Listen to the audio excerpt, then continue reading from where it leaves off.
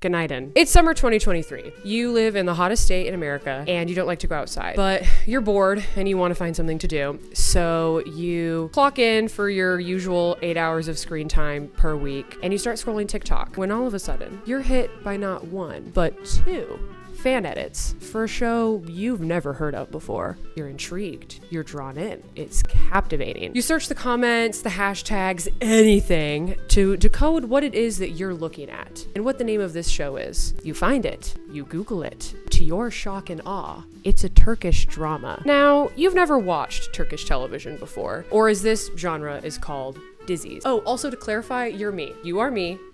That is that. There's nothing you can do about it, okay? Keep up. It's a show called Erkenci Kus, or English translation, Early Bird. It's also apparently called Daydreamer, specifically in the United States, but we don't call it that here. Okay, keep up. On the Wikipedia page, it claims the show has only 50 episodes.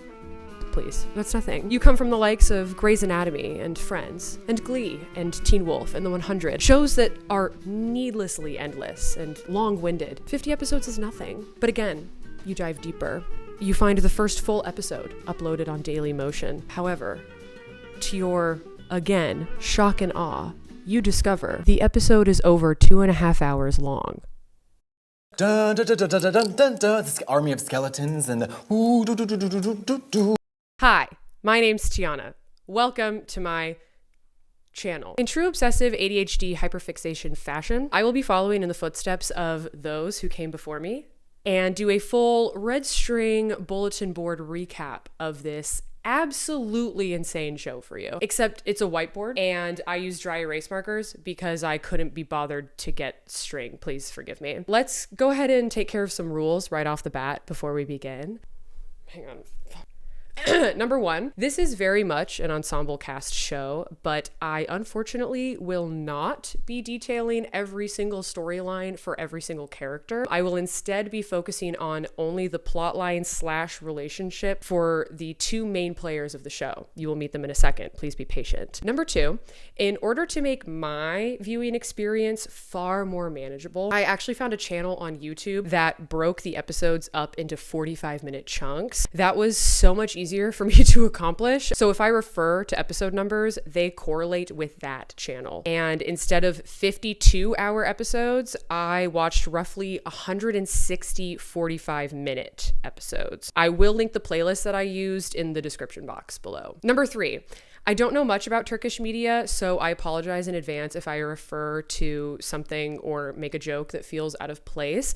Please kindly correct me in the comments because I'm genuinely interested in getting everything correct about this. Number four, if I slip into a customer service voice at any point, do not say anything about it. Forgive me. I work in customer service for a living and it's a reflex. Plus, I'm also a theater kid, so eat my ass. Since I don't speak Turkish yet, I watched all episodes with English subtitles. Starting around episode 100, the translation of the subtitles started to get a little rough. I kind of had to make do, and there may be some translation issues, but I did start to understand the gist, so hopefully nothing gets communicated incorrectly. Lastly, yes, I have braces. Please compliment me about them in the comments, okay? That will really boost my self-esteem. Thank you so much. Erkenci Kus was a Turkish Dizi that ran from June 26, 2018 to August 6, 2019. Dizis are similar to that of soap operas and telenovelas. Erkenci Kus chronicles the love story between Sanem Aydin,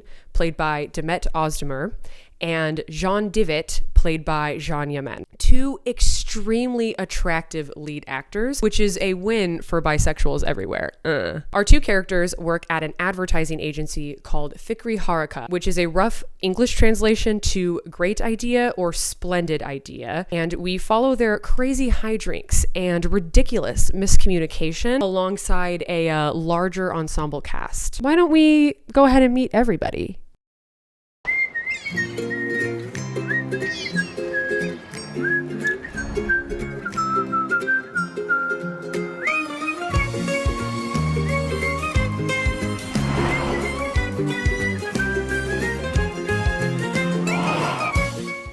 Okay, this is a little too long. I will be shortening it. Just give me a second. I think that's a little bit more manageable. This is Sanem, as we discussed before. This is Jean. Hotties. Sanem has a sister named Layla, and Jean has a brother named Emre. Layla, Emre, Sanem, Jean. I hope you're following. Layla and Emre also work at Fikri Haraka. Jean and Emre are the children of Aziz Divit, right here, this man. The lighting is pretty trash, so you can't really see him, but I promise you, he's there, don't worry. Sanem and Layla's parents are these two right here, Mevkebe and Nihat. Nihat is eating the house down bad in this photo, so you will get a close-up of it. Hottie McHottie. Also, I forgot to mention earlier, Aziz is the owner of the advertising firm Fikri Haraka. He is the kingpin. Jean and Emre are essentially his successors. This is not Succession, but what if it was? Emre has an ex-girlfriend named Eileen. That's this girl right here. We will get into her.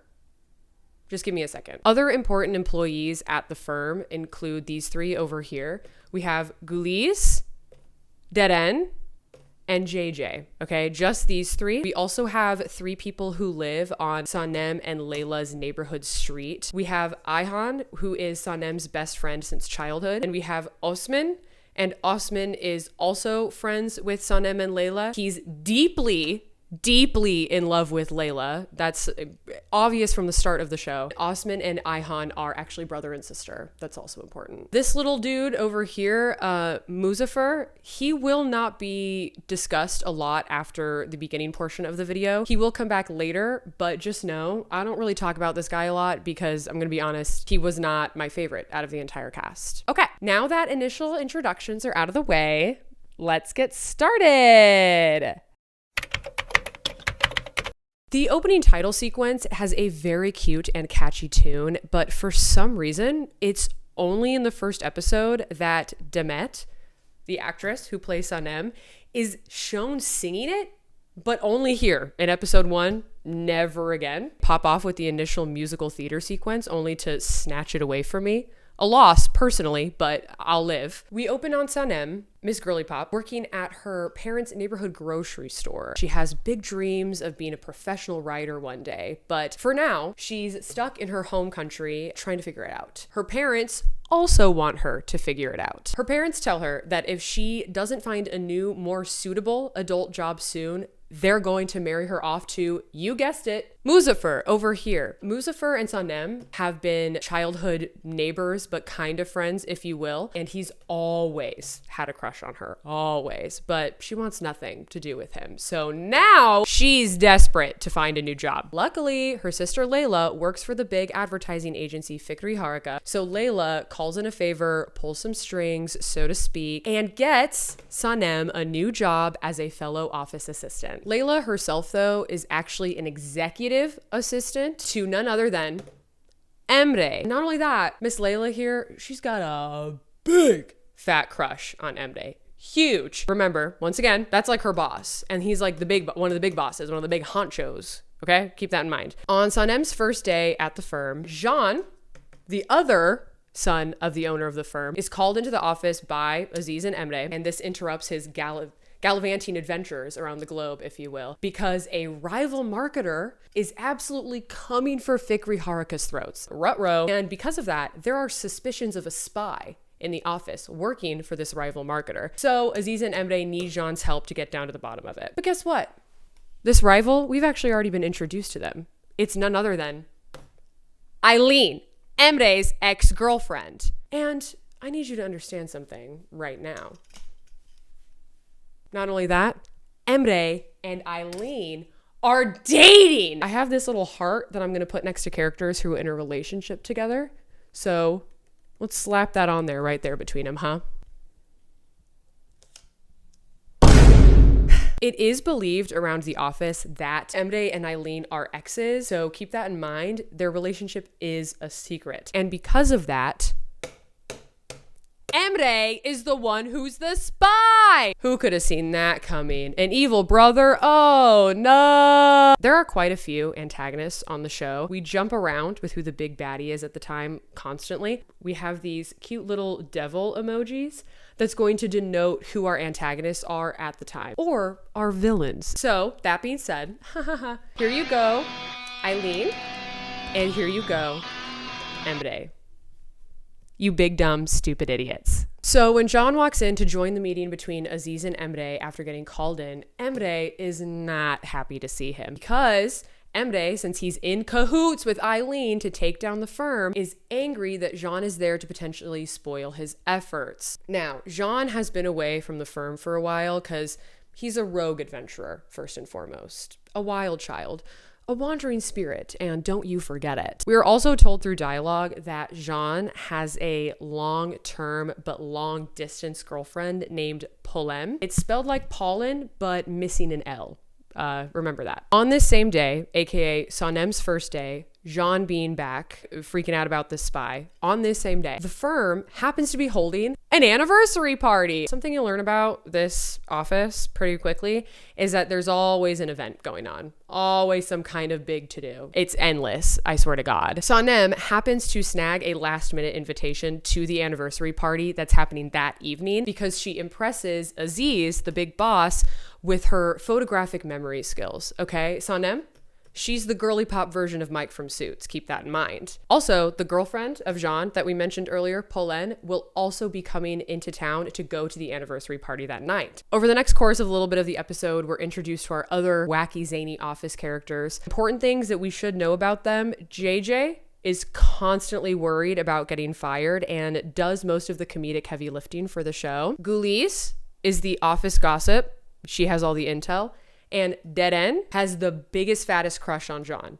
That's literally all you need to know about the three of them. Leading up to the anniversary party, we are given many a cinematic shot of Jean and Sanem just narrowly missing each other. Like, they outright tease us with their first introduction only to snatch it away multiple times. Incredible. I actually remember the first time they did this, I bit my fist because I knew that I was about to be in for something absolutely delicious. Odada. Benim de azıcık işim var, sonra ben de... Bak, sana bahsettiğim Can Bey geldi.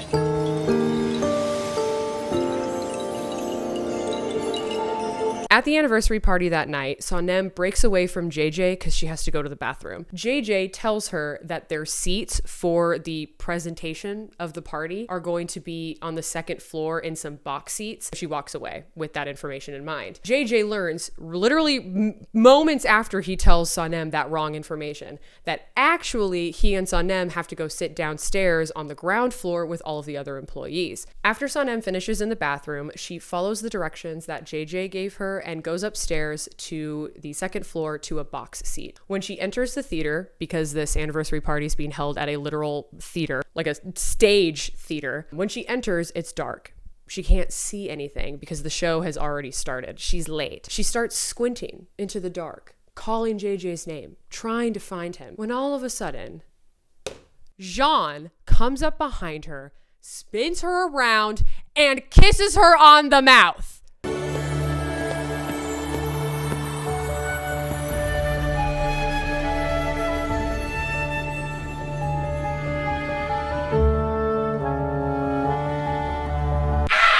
You're telling me I get a kiss only 2 episodes in? Insane behavior. In summary, Jean thought Sanem was his girlfriend, Pauline, because those are his box seats. So he thought the girl in the box seat area was his girl. As they kiss, Jean catches a fat whiff of Sanem's perfume and immediately goes feral. Kokusu çok değişik.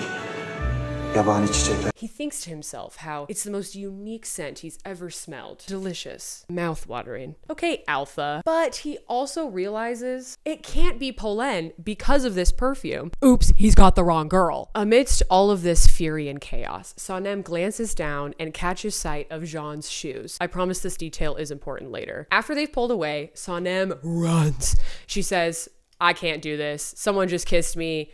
Oh my God, hello, I have to leave. She sprints back downstairs, and on the staircase, she passes by Pauline, who's heading up to the second floor to meet Jean at their box seats. Sanem goes to join the other employees on the ground floor.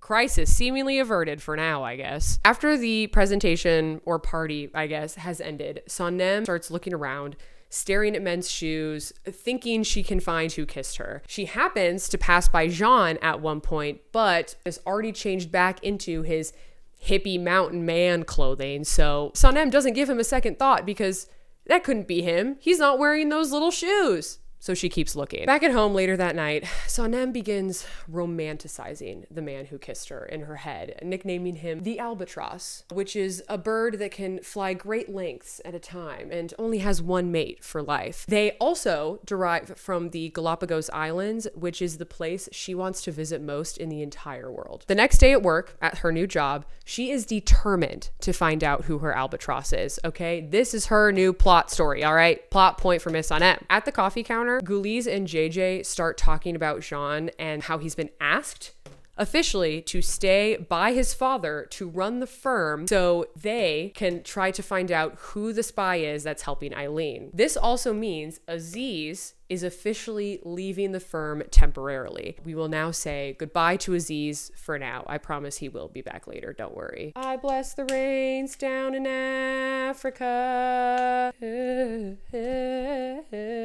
Ooh. This means Emre was not asked to run the firm by his father. That pisses him off, obviously, because he wants control of the firm in order to essentially, get Eileen in, or whatever it is that these two are attempting to do, I guess. So while at the coffee counter, Guliz and JJ are talking about Jean, Sanem just out loud beseeches Jean's name because she's heard so much about him, but she's never seen him. She's never met him. Is he even real? Does he even care about the firm, actually? This outburst ends in their first face-to-face intentional meeting, where she verbally drags him through the mud, only to see he's been behind her the whole time. Eye contact. Chemistry. We got us a show, baby. Adın ne senin? Sanem. Sanem. Benim adım Sanem.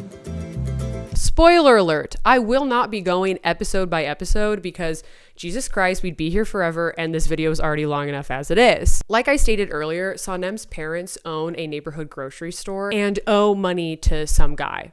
Why? Who cares? It's not important long term. But they need the money fast, so Sanem makes a deal with Emre to get an advance on her paychecks in the exact total needed for her parents' debt. And in return, Emre begins using Sanem for all of his little dastardly deeds because don't forget, he's an antagonist right now. In his manipulation and blackmail of Sanem, after giving her the money she needs for her parents' debt, he manages to convince her that Jean is evil, a guy who's only out for his best interests and doesn't actually care about the firm. And Sanem believes this because why wouldn't she? Emre is Layla's direct boss and Layla has only ever praised him.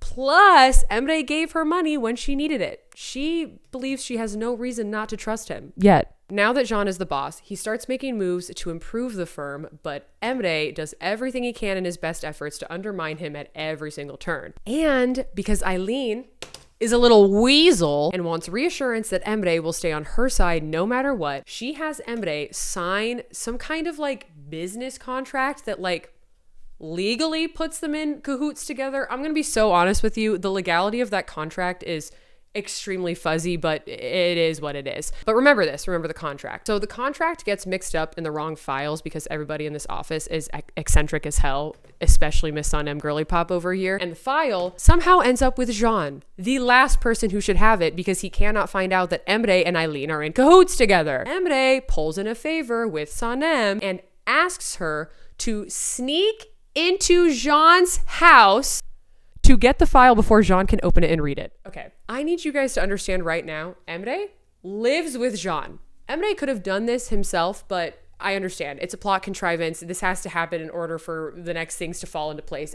But believe me, this is ridiculous. In episode 4, Sanem sneaks into Jean's house to steal the file folder back, and we get a silly little montage of her dodging him as he walks around, gets in the shower, etc. After literal minutes of this, because every single montage on the show has to be 3 minutes long, she finally manages to get the file and begins tiptoeing toward the back door to leave. Mission successful. However, shocker, Jean catches her. This is one of our classic first moments of absolute drama, where for reason, Jean has to pull Sanem into his body so they stand this close to one another, inches away from each other's faces. Listen, I don't know about you, but when I catch a person sneaking around in my house, acting like a little thief, I stand like this next to them, legally, because I must. Now, because Jean pulled Sanem literally right into him, making their body heat fight for dominance, he catches a big fat whiff of her perfume and realizes it's her.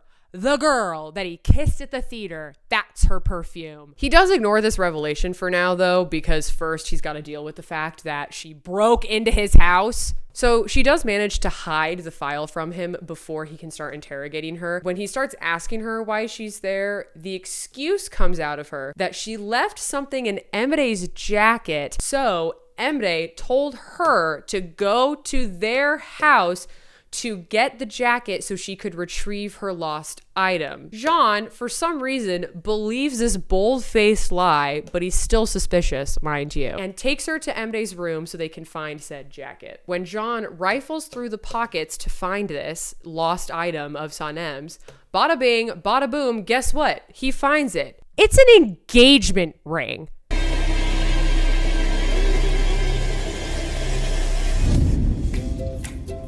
Jean is like, is this yours? And she's like, yeah, my fiance was going to be so upset with me if I didn't come home with it. Sanem cooks up a fake fiance right there in order to get out of this ridiculous kerfuffle she's found herself in. And it works. Not only that, but we, the audience, know that since Emre and Eileen are together, this ring is for Eileen. Emre was planning on proposing. As a result of all of this, Jean doesn't tell Sanem that he's the one who kissed her at the theater at the anniversary party because he was just told she's a betrothed woman. Imagine the scandal. Okay, so to summarize, Jean is now aware of who he kissed, okay? Sanem is not, but Jean is. And now Sanem is fake engaged, okay? Write this down because there might be a quiz later. Since everything appears squared away now, I guess, Jean lets her leave and she takes the ring with her to keep up the lie, obviously. Sanem calls Emre on her way home to tell him what happened, and he ends up being okay with her using the ring as a cover story. But now they both understand they have to keep up this fake engagement so Jean won't find out about the file, aka the contract. Capiche? Okay, let's take a really quick breather, and I want to talk about the visual motifs that Early Bird will remain attached to for a while, if not the entire show, since some of them are important. Jean and Sanem like tea a lot. Like, it's basically how they first bonded after becoming a Boston employee. Every damn episode, they be making tea. And not only that, they will take a single sip of said tea and then just forget it's there in every scene. I swear to God. Only she makes tea the way he likes. So Sanem is in charge of his tea every day. No one else. Jean carries around 2 rocks that he rubs together in his hand because he says it helps him with some kind of shoulder pain from years ago. Just know that anytime Jean is on screen, the man's got rocks. Sanem accessorizes with bandanas a lot. I believe this could be a fashion thing in Turkey. Please tell me if I'm wrong in the comments below, because Jean does it too every once in a while. It does drop off in their costumes, but remember, bandanas. This isn't a motif, but some of the fashion on this show, bang it. 10 out of 10.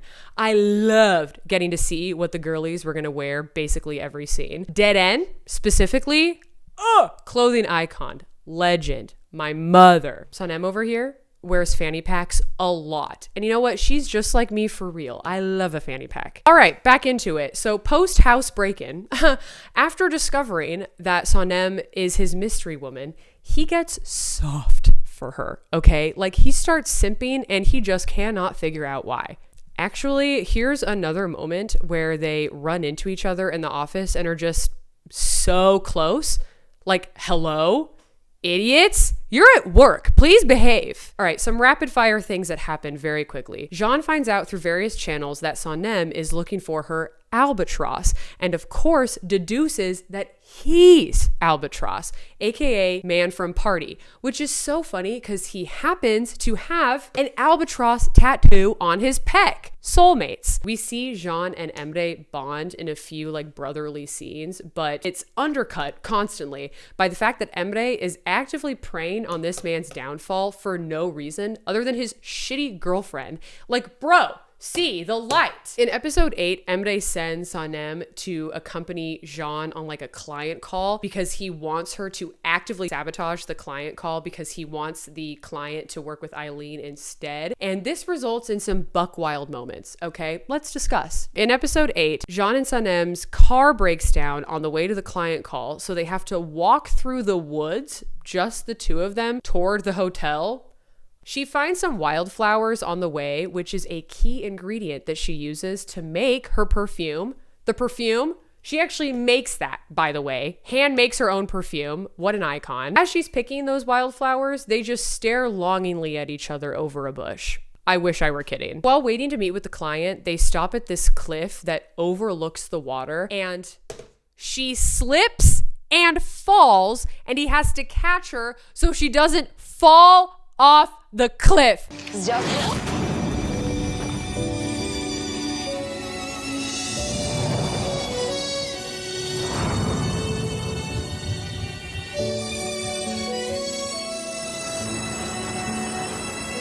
I couldn't make this up even if I tried. Later, while Jean meets with the client, Sanem goes walking along the beach and daydreams about Jean following her into the water. And it's like, Miss Girl, I need you to recall the beard that you kissed at that stupid anniversary party, because if you even used a shred of your brain matter for a second, you could probably put 2 and 2 together that the man you kissed in the dark was our man Jean, literally right in front of your darn face. Anyway, that daydream wasn't real, but we're starting to see Sanem catch some feelings, some like bare little feelings for a man she is supposed to be hating. According to Emre, at least. After his meeting with the client, they grab dinner together and she reveals to him that she's a writer and that her biggest dream ever is to visit the Galapagos Islands. He reveals that that's one of his favorite places on the planet, and they bond over this cute little shared interest. Also, at one point while they're talking, he literally says the words to her, "You still blush like a young girl?" Hello? Not sure if this is a misprint from the rough translation, but God, I hope it isn't, because I remember slamming pause on the episode right there and just staring into the void. My God. Amidst all the hijinks going on, I did forget to mention that Jean is a photographer, okay? Not only is he a little rogue adventurer who likes to go on little camping trips and little hikes and climb mountains and shit, he's quirky and he's not like other girls. He gets a gig to take photos for a new campaign promoting women in the workforce, and somehow, some way, Sanem ends up as his model for it. We get a long montage of them taking photos of her doing manly jobs, quote unquote, such as construction work and fish catching. Now, keep this photo shoot in mind for later, okay? This is important. After they're done for the day, it's told to us, the audience, that, oh my God, there's some kind of party / gala they have to go to. Remember how I said there's going to be like an event every episode? Yeah, I really need you to strap in, all right? They get cleaned up and get dressed to go to the gala, and woo! Buckle up, folks. It's time for some motherfucking juice. In episode 13, they arrive at the event and she's dressed like this. She's a businesswoman, and this is a businesswoman dress. Please get over it. Everyone stares as she walks into this party.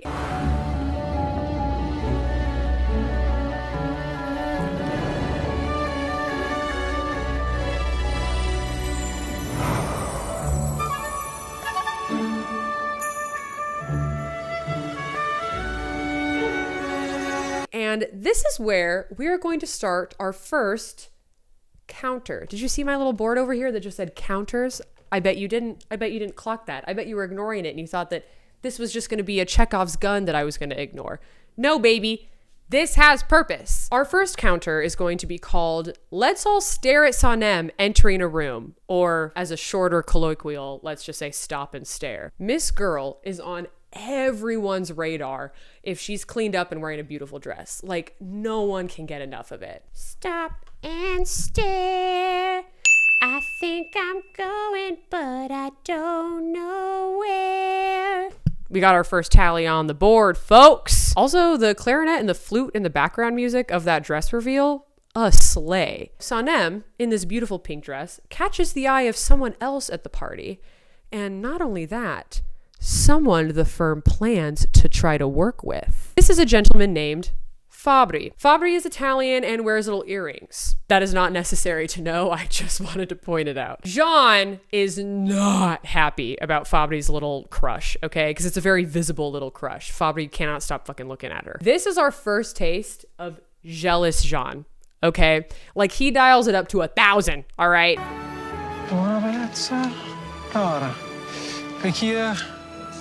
So later in the party, Fabri pulls everybody in the firm aside and reveals he wants to work with Fikri Harika for his next campaign. Bada bing, bada boom. Eileen's firm was also in the running, I guess, to be chosen as a potential campaign partner with Fabri. So this means subsequently he did not choose Eileen. This pisses Emre off because obviously he's in cahoots with Eileen. It's just interesting to me because it's like, my dude, the firm you're actively still working with, aka your family's firm, just got the job. This only benefits you, but you're acting as if this hurts. I need you to get a grip. Then, after Fabri delivers this news in front of God and everyone, asks Sanem about the perfume she's wearing, and she reveals she made it herself. He shows great interest in this, and y'all, look at John's face when Fabri talks about her perfume. İzninizle. John gets so salty about this perfume talk that he walks away from the conversation, leaving Fabri just feeling like a little miffed because low-key it was like kind of rude. A few minutes later, Sanem goes to leave, but Fabri follows her, grabs her arm to keep her from leaving. What a social faux pas, grabbing a woman so boldly. Jean happens to see this from across the party and oh my God. Jean stalks across the whole party in a 60-second sequence looking angry, and it ends with him grabbing Sanem's hand to pull her away from Fabri. He cocks his head to the side to indicate they should leave, and she allows it, and the whole party, including all of their co-workers, watch them leave together holding hands. Oh my God. That was me the entire first time that I watched that, okay? I had to rewind it a few times, I will admit. After the party, he takes her to a little mountain hut that he owns for some solitude and then tells her he's never taken anyone there before. Not even Polen. Polen, remember? Fuck. This man has a girlfriend. Raise your hand if you remember that, because woof. That man is actively in a relationship. At the hut, Sanem does some exploring and discovers little details about Jean, like his record collection, gay, and photos he's taken, even gayer. They eat dinner together and he pours him some wine. And we learn Miss Girl, Sanem, is a lightweight. After they finish eating and Miss Sanem is still buzzed out of her mind, they start dancing together. And with her head on his chest, our soft man Jean tells her, wait for it, that he's Albatross. But oh no. In her drunken stupor, Sanem fell asleep standing up, so she didn't hear the confession. Oh no. The day after the party, the office is gossiping, wondering if there's something going on between Jean and Sanem. JJ does some recon to fix this because he obviously wants to stop all the gossiping for the sake of Sanem, because Sanem and JJ have essentially become friends at this point. But JJ, in fact, does so much recon. We learn he told Fabri at the party that the reason Jean was so jealous of seeing Fabri with Sanem is because Jean is in love with Sanem. Before Jean can strangle JJ for doing this, Fabri shows up at the office and asks to speak to Jean about their collaboration. My God, the hijinks. When Sanem shows up for work, Gulis pulls her aside to tell her about all of the office gossip and how everyone is speculating, especially since she's supposed to be engaged and Jean also has a girlfriend. Oh wait, Sanem goes, girlfriend? Girly Pop finally found out that he is allegedly bagged by another woman. Rip. So in retaliation for finding out that Jean has a girlfriend, Sanem puts on her engagement ring, you know, the one that's actually Emre's, but she has to use to pretend to have a fake fiance. That exact moment after putting on the ring, she's called in to join the meeting between Jean and Fabri, and Fabri sees the engagement ring and assumes that Jean and Sanem are engaged. A second fake engagement using the same damn ring. The show is ridiculous. So now, because they want to keep a good relationship with Fabri for business purposes, Sanem and Jean have to pretend to be engaged. This plot is thick. Fabri invites them to dinner that night to celebrate the engagement. At dinner, he asks how they met because he's intrigued and curious, and they both come up with convoluted, exaggerated tales to egg the other person on. Jean, however, tells a tale of how he was in another country and it started raining, so he ran to a movie theater to find some shelter. Inside, he stood behind a girl and caught a juicy whiff of her perfume and claimed he fell in love right there. Sanem, my girl, is entranced by this story. I need you to keep this story in mind for later, okay? Thank you. Surprise, surprise! The office has somewhere to go to. An event, you say? Who would have thought? Fabri asked Fikri Haraka to attend a motivational camp to get excited about the campaign they're going to work on together. But guess what? Eileen and her team are also going to attend the camp. Why? I don't know. It doesn't matter. Everyone at the office is told that they may bring their significant others along with them to the camp if they want to. Jean, being a sneaky little guy, pointedly asks Sanem if she's going to bring her fiance along with them, and she says yes. Sanem, what are you doing? Now you gotta cook up some fake fiance. What are you gonna do? Sanem, with the help of Ayhan and Layla, remember Ayhan, her childhood best friend, convince Osman, aka their other childhood friend, Ayhan's brother, to be Sanem's fake fiance for the weekend. Also, just to remind you, if you already forgot, she has to keep up the lie so that Jean doesn't find out that the reason she broke into his house was to get a contract that legally puts Emre and Eileen in cahoots together.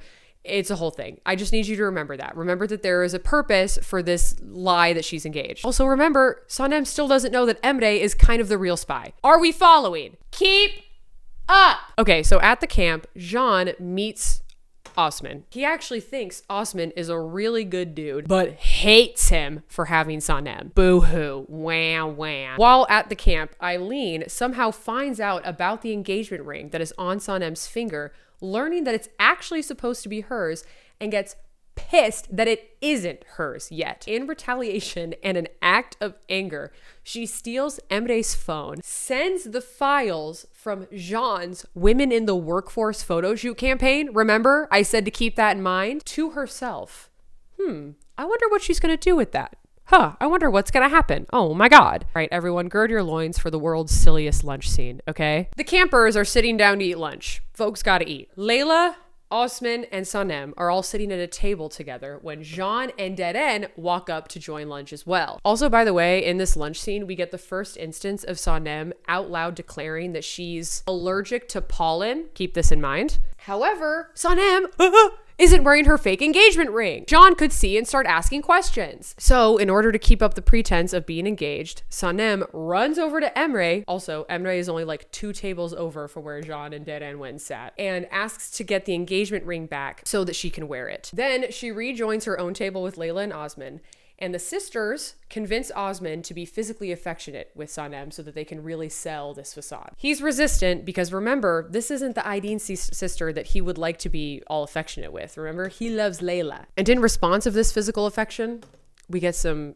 sad little kooky little jealous little faces from Jean. But then who else walks up to have lunch? Eileen! Now, Emre's the one freaking because he doesn't want Eileen to see the ring on Sanem's finger because they fought about the ring earlier. Emre goes over to Sanem and asks her to give the ring back in a very discreet move. Don't worry, it's not like he just outright asked for it back. Crisis averted. But guess what? It's not over, folks. Who else should walk up and join lunch if not Fabri. Sanem freaks again, sends Osman and Layla on their way because now she's got to go buddy up to Jean because Fabri thinks they're engaged. And he puts an arm around her to sell the moment. My God, somebody sedate me. Fabri then comes over, joins the table. He calls Jean and Sanem passionate lovebirds. And when Fabri tries to shake Sanem's hand, she realizes, I'm not wearing my ring again. So she makes up an excuse that she needs to wash her hands, leaves the table again, goes to Emre freaking for a third time and is like, I need you to give me the engagement ring back. I have to sell this story to Fabri. He insists that she needs to bring it back when she's done with it. And when she asks why, he makes up some kind of lie that the engagement ring she's wearing is the ring he once proposed to Eileen with back when they were still dating, and that the ring holds a lot of painful sentimental value for him. Sanem is very obviously baffled by the fact that she's wearing a ring that means a lot to her boss who's blackmailing her and doing things. And oh my God, I need you to understand that these convoluted plots are a lot, but I need you to keep up. Back at the lunch tables, Eileen has also now joined John, Denen, and Sanem's table and begins teasing Jean about his new photography campaign, the Women in Workforce one. And we, the audience, know some gears are turning in her conniving little head, right? So Jean then says, oh, did your spy tell you about this campaign of mine? And Eileen very cheekily goes, oh, Jean, the spy is right in front of you and you don't even know it. Because at this point, since Sanem has done so much to help Emre, it's basically believed that Sanem is the new spy of the office working for Eileen just indirectly. Eventually, Jean does hit a wall with this little lunch performance and excuses himself from the table and brings Sanem alongside with him. They walk out of the lunch area in a classic early bird slow motion moment. And after pulling her aside to tell her that she doesn't have to do this and is welcome to leave, she replies saying she's happy to help. She wants the business to thrive and wants to keep Fabri as a client, but Jean catches sight of the engagement ring and feels some type of way. So he says, no, it's okay. You can go. The way this man looks at her, I can't. I'm sick. After being dismissed from the lunch, Sanem goes to meet up with Osman and they have a really sweet heart-to-heart. In their conversation, she tears up and says, I don't know what to do. And Osman replies, talk to him. Tell him you're not engaged. And she refutes, I can't do that. He hates me enough as it is. My poor baby girl. She's under the impression that he hates her. And I'm going to be so honest with you, that is so thinly veiled because, I'm sorry, Sanem, do you see how this man is constantly looking at you like you're the most delectable little thing he's ever seen in his entire life? What impression gave you that you think he hates you? Osman then reminds her that she won't be happy until she tells the man she loves how she feels. Really, truly, Osman is such a sweetheart, okay? Love this man. Love him. Sanem finally agrees that the truth needs to come out and decides she will tell him that she loves him and she's gonna go do it right now. They bond over the excitement of this. However, Jean was watching this conversation from afar and witnesses them hug in excitement over what they were discussing, but he believes it's just their intimate connection. Very, very dejected, Jean decides to leave camp. We see him walk away and get into his truck, driving away. Also, Jean drives this like big gray truck and it is basically a main character of the show. Anytime that him and Sanem are driving around, they're in this damn truck, okay? He loves this truck. This truck, that's his other baby girl, all right, other than Sanem. While driving home from camp, Jean begins reminiscing on some of his moments with Sanem thus far. He wants her so bad it makes him look stupid. But as he drives, he passes by some billboards that are showcasing what? His women in the workforce photos. They look great. He smiles at them and continues driving home. We then cut to a scene back at camp of Eileen on the phone talking to someone. She asks them if they got it done and if everything is in place. She hangs up looking triumphant. Oh my God, where's this gonna go? Sanem, determined to now tell Jean how she feels, goes to his house, leaving camp to find him. When he answers the door, he's shocked to see her, but invites her in. Sanem then tells him that she has something important to say. And you know what, Jean? He's all ears. But then he gets a phone call. However, he silences it, wanting to give Sanem his full attention. She goes to speak, and then he gets another phone call. Sanem hesitates, telling him that he can answer it, but he says no. We love an attentive king. So she starts again, trying to get it out, and he gets a third phone call. So finally, she just urges him to take it because clearly it's important. And he does. Deren, their coworker, she says, you need to turn on the news right now. Can Divit'in ses getiren kampanya fikrinin çalıntı olduğu ortaya çıktı. Aynı fikir bir internet sitesinde bir yıl önce kullanılmış. Can Divit, fikir hırsızlığı davası ile karşı karşıya kalabilir.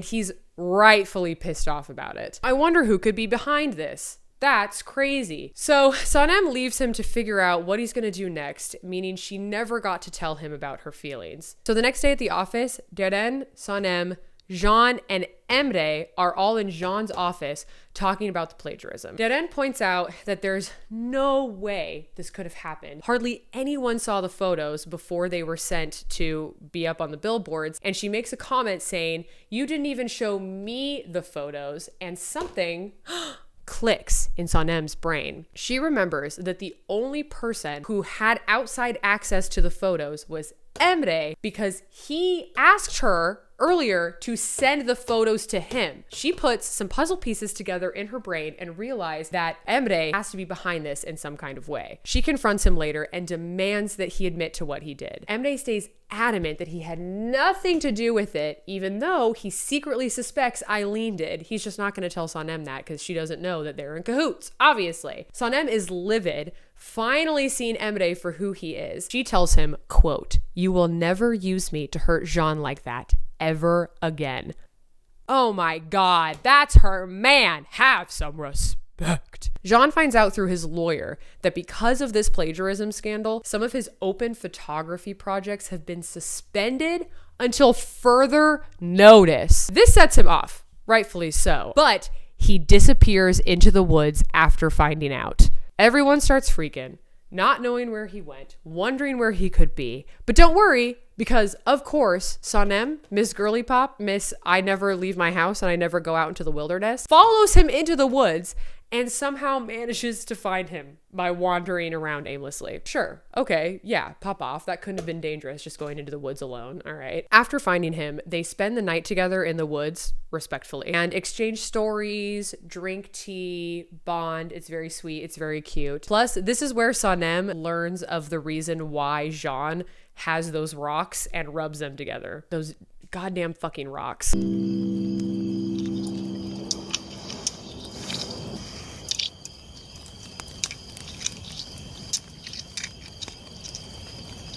After returning to the real world, Sanem recruits JJ and Ihan to figure out who it is that's claiming the photos from the Women in Workforce campaign were stolen. I don't really understand how or why. Apparently, JJ and Ihan are tech wizards, but somehow, some way, they actually managed to get the information. However, Jean's lawyer was also on the case and found out the same thing. So everyone who's trying to get down to the roots of this plagiarism scandal starts labeling the culprit as the hacker. And it's discovered the hacker made a website with the photos and changed the timestamp on them to a year ago in order to claim that the idea existed for that long, I guess. But we as the audience can piece together from all of this information that this hacker was the person Eileen was on the phone with at camp when she asked if they got the job done. Emre separately did some digging of his own after suspecting Eileen was behind this and discovers the identity of the hacker as well. So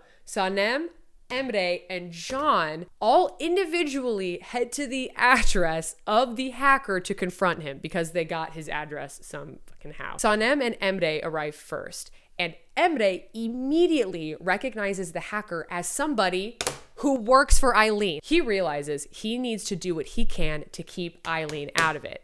It's damage control time, okay? To Sanem, while talking, the hacker admits to being forced to do what he did, and she asks, who forced you? But before he can, Emre jumps in and claims the hacker's working for him and no one else. Sanem obviously begins asking questions because hello, but Emre, to kind of like derail her, starts taunting her with the fact that really, this is all her fault. I mean, she's the one who's been doing Jean dirty behind his back all this time, and she can't just pretend that she didn't play a hand in it. But guess what? Sanem, Ms. Girly Pop, stands her ground. And to Emre claims she's going to tell Jean everything. Every little piece of dirty little secrecy. Except before anything else can happen, Jean shows up at the hacker's house too. I need you guys to know this entire ensuing scene was what confirmed for me that this show is a soap opera.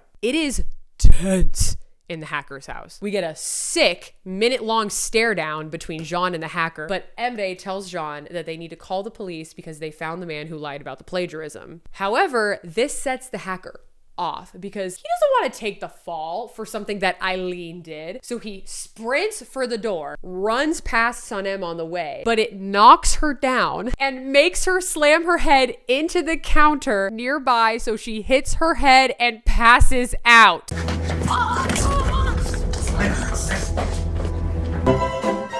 Jean immediately runs to her aid while Emre chases after the hacker out of the house. Jean frets over Sanem. He picks her up and brings her over to the couch, and then he gets an ice pack for her little head. He looks so worried and so sick. Hurt comfort, you will always be famous. When she comes to, he hugs her and says, quote, "Nothing must happen to you. Kill me now, literally right now." Outside, Emre chases the hacker down and manages to get a hold of him. He tells the hacker he needs to take responsibility for everything that happened. But when the hacker protests, wanting to blame it on Eileen, obviously since she's the one who's actually behind it, Emre begins threatening him. I need Emre to get a grip. Eileen is really truly not that great. When Emre returns with the hacker, he witnesses the hug between Jean and Sanem, and this worries him for a very brief second, but it's okay. He'll just skate past it for now. He throws the hacker inside, and Jean gets to his feet looking murderous to corner the hacker, yelling at him about how he could have killed Sanem. He's such a fool. Oh my God.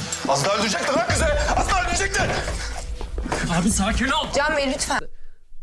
So the police arrive and arrest the hacker, and Jean insists on taking Sanem to the hospital so that she can get her head looked at. Later, Jean and Emre bring her home, and we see the brothers kind of for like one of the first times interact with Sanem and Layla's parents, Mevkibe and Nihat. Remember them? There's nothing really wild to talk about there. I just need you to know that in the background of all the plots that I'm not really discussing, Jean and Emre are starting to form like a friendly-ish kind of relationship with the girl's parents. We do get a confrontation between Emre and Eileen post-hacker stuff where he tells her he's done after finding out what she did to Jean. And you know what? Thank God. Right now, we're gonna kind of count this like a little bit as like a pseudo breakup.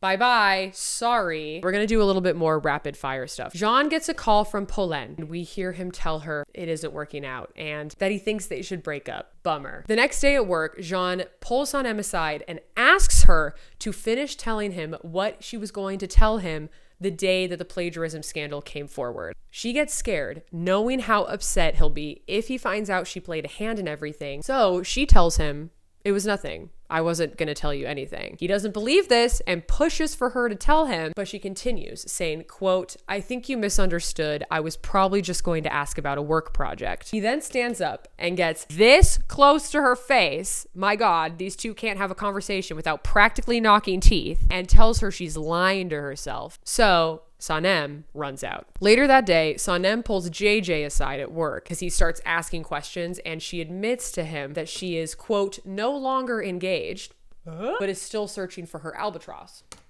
This bird right here. John happens to overhear this little conversation and believes he could still have a chance. She just told me that she had nothing to tell me, but now she's telling someone that she's not engaged anymore? What fresh fuckery is this? But bada bing, bada boom. The next day, Sanem decides she has to resign. She thinks it's necessary after everything she's done, you know, helping Emre. And she also doesn't think that she can keep working there after developing feelings for her boss, which, you know what? She's got a point. I don't blame her for wanting to avoid HR. They're kind of a hassle, dude. Here's the thing. Do we dare start a Sanem quits counter?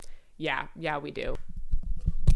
Sanem with... We got 2 counters on the board, everybody. 2 counters with 1 tally each. Ayo. So because she quit, when Sanem doesn't show up for work, JJ calls her to demand an explanation. While they're on the phone, Jean happens to walk by, notices who JJ is speaking to, and asks to speak to her himself. And we get a tense little conversation where he orders her to come in and she says, no. Hot. Also, fun fact, this scene, this like phone conversation is in one of the 2 fan edits that got me into the show. Outstanding. Just a little Tiana TikTok lore for you. Later that night, like after the workday has ended, Jean shows up at her house to try to convince her to come back to the firm. She wants to avoid him, however, and climbs out of her bedroom window to sneak out, a very rational thing to do. Except he catches her and demands they talk this out. Literally, she's so embarrassing. Sanem is so embarrassing all of the time, and I think that that's something you need to learn about her. She just does cringy shit 24/7, okay?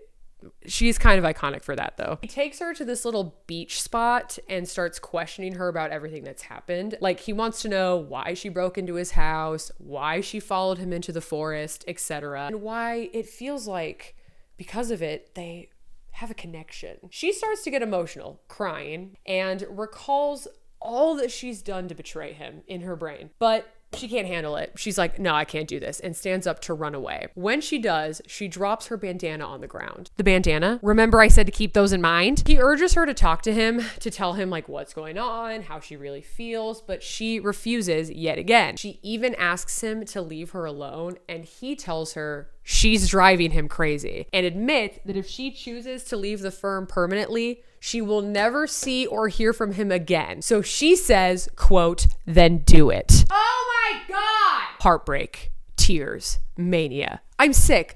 I'm disgusted. We get another slow-mo walk away and some dramatic tension. And guess what? End of show. That's it. We get nothing else, folks. Okay, obviously I'm joking. We're literally only on like episode 22 of 160. Buckle up, we're far from over. A day or 2 after their argument, Jean returns to that same spot, that same beach spot. He finds her lost bandana buried under some sand and a rock and keeps it for himself because it smells like her perfume. Oh my God. This show was written for me. Because this is a show and it needs plot, obviously, Sanem comes back to work for the firm. It's really not that big of a deal. And earlier, like a few episodes ago, Sanem pitched an idea to a graphic designer for a campaign that the firm is working on, and he ran with it. And in a meeting about the campaign, he gives her credit for the idea, and this sparks an eventual promotion for Sanem now that she's back at the firm. This means that she'll no longer be like office assistant. She's now considered a copywriter, I believe. So because of this credit for the idea, she's invited into a meeting for the campaign, and we find out that the client is someone Jean has known all his life, kind of like an aunt to him, if you will. Her name is Ramind. In the meeting, Ramind notices how Jean looks at Sanem and she starts scheming like a little demon. So Ramind does her thing and asks Sanem and Jean to scout a location for a new factory for her. It's fine. It's fine. It's fine. Anyway, so at the factory that they're scouting, she leaves so that they can kind of like take photos of it and like sketch it out, I guess. But when she does, she pays the security guard on duty to lock them in to the like abandoned factory. That's just behavior. That's what that is. That's behavior. All right, you know what that means, folks. It's time for another counter. Who would believe? We're gonna call this one Sanem and Jean get stuck together somewhere, or as like a shorter one, stuck together, I guess. Babe, stuck with nowhere to go. Boo doo boo boo boo. Counter number 3 with its first tally. Bada bing, bada boom. Also, I don't know about you, but when I know 2 people who are clearly into each other, I just lock them in a room without their consent to get them to fuck. Normal. Understandable. Rational. Logical, even. Surprise, surprise, they do not fuck. But we do get a couple heated shots of like deep, pining eye contact and even forehead touching. We do get a moment where Jean cuts his hand on like a lamp that they were trying to get off the wall so they could light it because like they're in the dark now. And he uses Sanem's forgotten bandana from the beach spot to wrap the wound. Okay.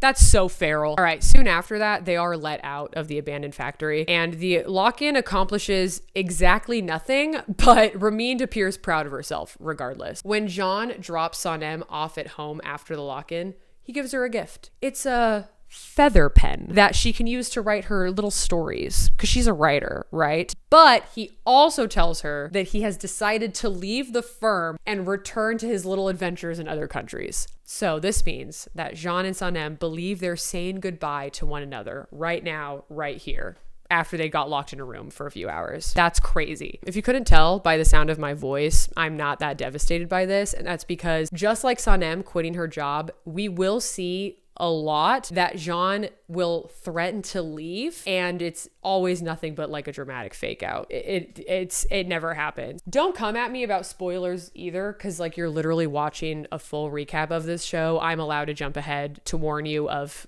plot threads that never get tied up, okay? In her room, Sanem cries over the gift, and Ayhan comes in to comfort her. They talk, and Sanem realizes she and Jean are making a huge mistake and that life without him would just be unbearable. Her words, not mine, by the way. So she decides, fuck it, I'm gonna go get my man. So she goes to Jean's place and knocks on the door. Folks, this is the moment we have waited for. The moment that's been ripped out of our hands over and over again. I can't wait for it to all come together. Wrong.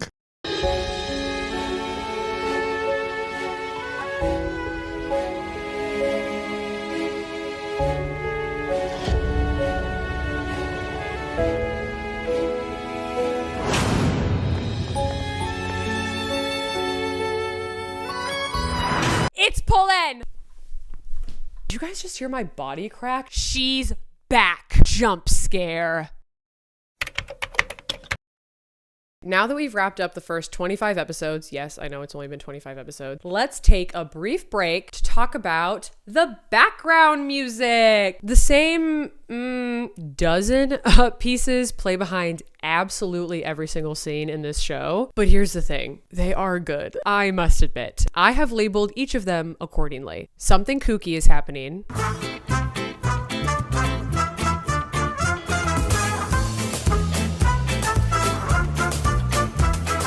Dramatic watch me walk away music.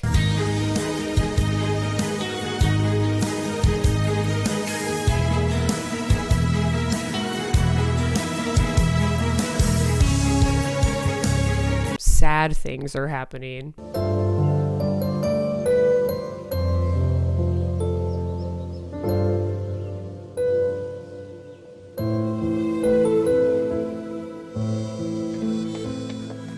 Ethereal fairy tale.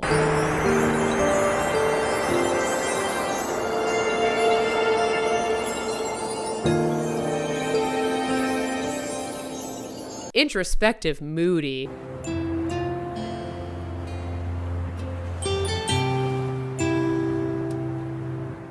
Quirky corporate.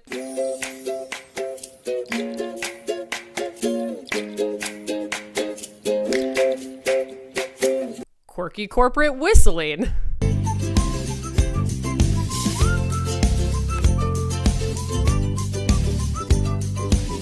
Where do we go from here?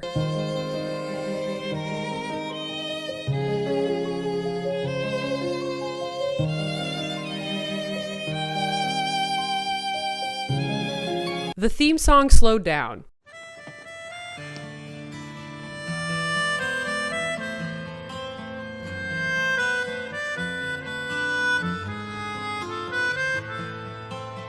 The theme song slowed down too.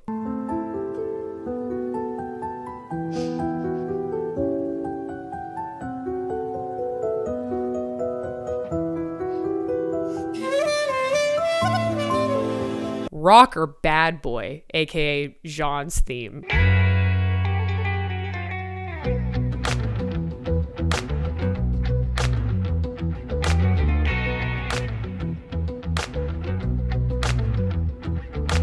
A mystery is afoot.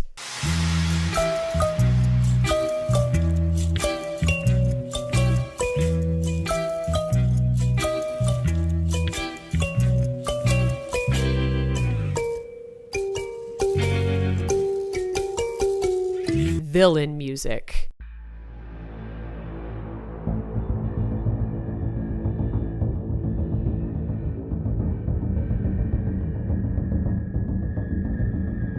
Realization woodwinds.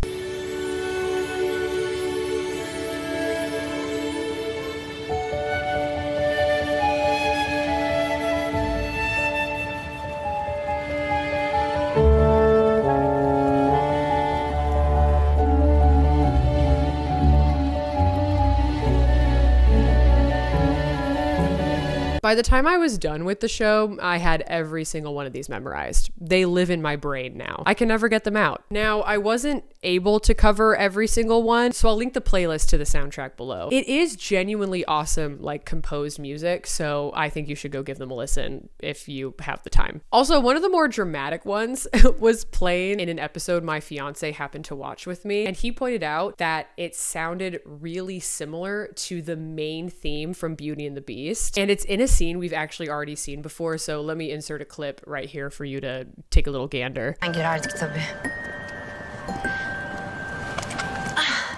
Çok hareketli bir çocukluk geçirdim yani. Ben de tahmin edersin ki fazlasıyla hiperaktiftim. Hep ağaçların tepesindeydim kedi gibi. Tahmin edebiliyorum.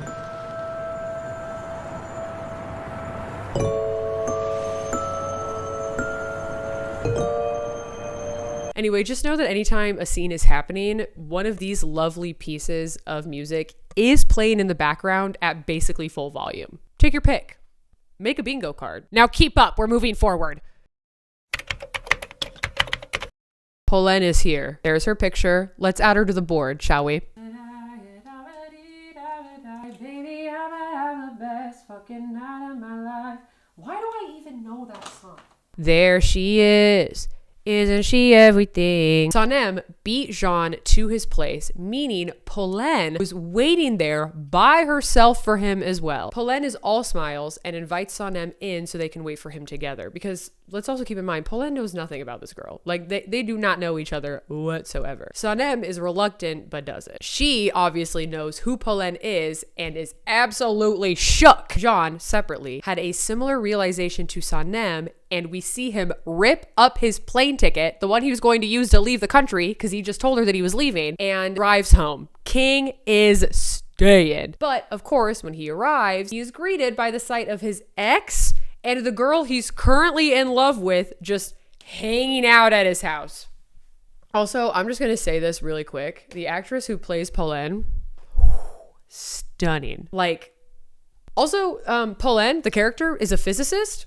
Hello? That's like what she does in London? Hello? So after he gets home, Sanem tries to just leave because she's like, let me give you and Polen some alone time, under a certain impression, obviously. But Can stops her and asks why she's there. She, of course, backs out of telling him about her feelings. Can lets her go, but demands that they're going to talk soon. Can asks Polen why she's in town, and she says it's because she was concerned about him after their last phone call. Also, that was literally the phone call where he broke up with her. She was like, oh my God, this must mean something is wrong. I now have to fly to Istanbul so that I can check in on him. Blah, blah, blah, blah, blah, blah. She said she just wanted to be in town in case he needed her. Okay.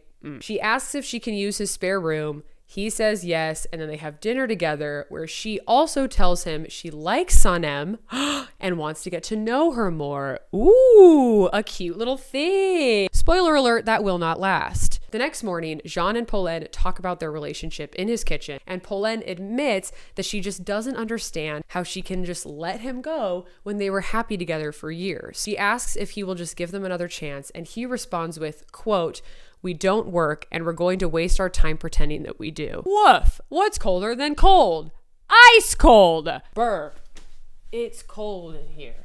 There must be some clovers in the atmosphere. I said, brr. At the office, Guliz and JJ bamboozle Sanem into getting her coffee grounds read by an app after she tells them she's ready to try to find her albatross once and for all. The app tells her, quote, you're going to turn around from where you are right now, and a man with a beard will appear unexpectedly wearing white and blue. That is the love of your life. You'll kiss him again because once won't be enough. Immediately, the three of them know that the app has to be talking about her albatross. Sanem takes this as confirmation that she's going to meet the love of her life soon, okay? Then, seconds later, over Sanem's shoulder, Guliz points to a man walking into the office, and guess what? He has a beard and is wearing a blue suit with a white button down. The three of them go bananas for this. But wait! Fuck. JJ then sees Jean walking into the office. And what's this?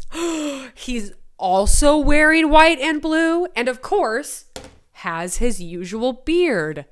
Which one could it be? The other man, that's not Jean, that's also wearing white and blue in the suit, turns out to be Ramin's son, the aunt figure, sent by her to discuss the campaign since she is sadly unavailable. His name is Levent. This means he's like a sort of cousin to Jean and Emre, and when Jean greets him, he says, "Ah, Levent, you have a beard now." Which means he didn't have a beard before. Levent immediately shows interest in Sanem, and she reciprocates, choosing to believe that her coffee grind fortune meant he was her albatross. Jean does not like the sight of this. I sense jealousy brewing. At the end of a meeting they have together, Levent tells Sanem that something about her face looks familiar. She jumps on this and asks if he attended the anniversary party, determined to figure out if he's her albatross or not. Jean is, of course, witness to this whole conversation and also jumps in, reminding Levent that he didn't have a beard at that party. He wants to shut down this newfound interest, okay? He is not a fan. Because how could Levent be the man she kissed at the party if he didn't have a beard, since Jean did kiss her at that party and he had a beard, so he knows who or did not have a beard. Please keep up. Oh, also, side note, although Jean overheard the conversation between Sanem and JJ where she said that her and Osman broke up and she's no longer fake engaged, she doesn't know that he overheard that and has continued to lie to him and claim that her and Osman are still together and still engaged. Are we following? Leaving for the day, Jean has taken off his denim jacket, and tied around his arm is, what's this? Sanem's bandana! She sees it and asks for it back because, hello, it's hers. But he refuses, claiming it's now his because he found it. I am literally sick in the head. Sick. I love clothes sharing. I love it. Also, another side note, Eileen is having financial troubles and she and Emre get like kind of into a fight over it because she claims he isn't doing enough to support her. Yeah, he said he was like done with her, but like he's still communicating with her and basically still kind of helping her try to actively take down the firm. This man is so wishy-washy in the beginning of the show. So to help her out, he finally gives her the engagement ring, the one that Sanem was wearing on her finger for her fake engagement for a while, and tells Eileen to sell it so she can get some money out of it. She gets angry and tells him no. He tells her to keep it anyway and leaves. So now Eileen has the ring, okay? Remember that. The next day, it's like a Saturday, Levent, Sanem, and Jean all go to see the same factory that Jean and Sanem got locked in. Remember that? Pauline ends up tagging along last minute because she and Jean have like lunch plans after this factory tour. Sanem continues scoping out whether or not Levent is her albatross. She kind of like observes him from afar. And we see Jean grow in his frustration over this because he does not like the interest that they have in each other. And you know what? I'm going to say it. I love a jealous man. In my media, in my fictional media, okay? Only in my fictional media. Please get that correct. Plus, we get our first instance of Sanem sneezing in Pauline's presence, okay? Because she's allergic to pollen. She's allergic to pollen. After Jean says, bless you, she claims that it's quote unquote just her allergies. After they tour the abandoned factory, Pauline urges Sanem and Levent to go to lunch with them. Why? I don't know. So our foursome all go to lunch together. At the restaurant, Sanem continues getting to know Levent and goes back and forth on whether or not he's really her albatross. Jean watches this with utter disdain written all over his face. Get a grip, you're literally in public. As lunch goes on, Sanem and Jean begin getting like engrossed in each other, and it starts to make Pauline and Levent feel like really uncomfortable. Like literally at one point, these two feed each other. Hello? Like have some goddamn decorum. Jesus Christ. Because of this, we see Pauline start to get a little suspicious. She's like, why the fuck do these two have so much goddamn chemistry? What the hell? After lunch, Jean gets Pauline in a cab to take her home because she's a little drunk, okay? And Levent I don't have him on the board. I don't know why I'm trying to point at him. Asks to leave with Sanem so they continue spending the day together. He wants her bad, but she rejects him, hoping this means she isn't making a mistake and he's not actually her albatross. She just doesn't feel a connection to him. So she takes that gut instinct as proof that Levent is not who she's looking for. So Levent drives away and Sanem leaves the restaurant alone. Jean brings Polen back to his house to recover, and then he disappears to go to his mountain hut, his little isolated mountain hut. Remember that, baby? However, Polen, now left alone at his house, calls Sanem and asks if she can help her find him because she's worried about him. So Sanem takes Polen to Jean's mountain hut, aka his place where he goes to be alone that he's never brought anyone else to before except Sanem. I mean, I know she thought she was doing the right thing, okay? I'll give her a break, but it was a choice. That was a deliberate choice. So she brings Polen to the mountain hut to make sure he's okay. We love a plot contrivance. When Polen walks up, leaving Sanem in the car to check on Jean, she stumbles upon him, flipping through photos of Sanem, and everything clicks for Polen. She goes back to the car and tells Sanem to leave. She's like, you gotta get out of here. She then claims that she's going to stay with Jean at the mountain hut overnight to make sure that he's okay. But really, obviously, we know, Miss Girly, you just want Sanem gone so that you can get him to yourself because you now know, oh, fuck, this girl is coming for my dude and I can't have that, right? Just like own it, Polen, okay? Own it. You're playing the game. Own it, Miss Thing. Jean is not very happy to see Polen at his hut, and he tells her that they cannot stay here and that'll take them home. So he'll have Sanem there, but not Polen? Interesting. At the office, the employees start a wishing tree where they write what they want on a piece of paper and hang it on the tree. Sanem partakes and is placing her wish on the tree right as Jean happens to walk by. After Sanem has walked away, Jean goes up to the tree and takes her wish and keeps it for himself to read later. What a menace to society. A thief. A scoundrel, if you will. Later that same day, when Sanem is bringing him his daily tea, you know, the tea that they like to barely sip together, he asks her why she brought Polen to his mountain hut when she knows he doesn't want people to know about it. Sanem apologizes and says she thought that it would be okay if Polen knew about it because of their relationship, but Jean tells her it should have been up to him to make that decision.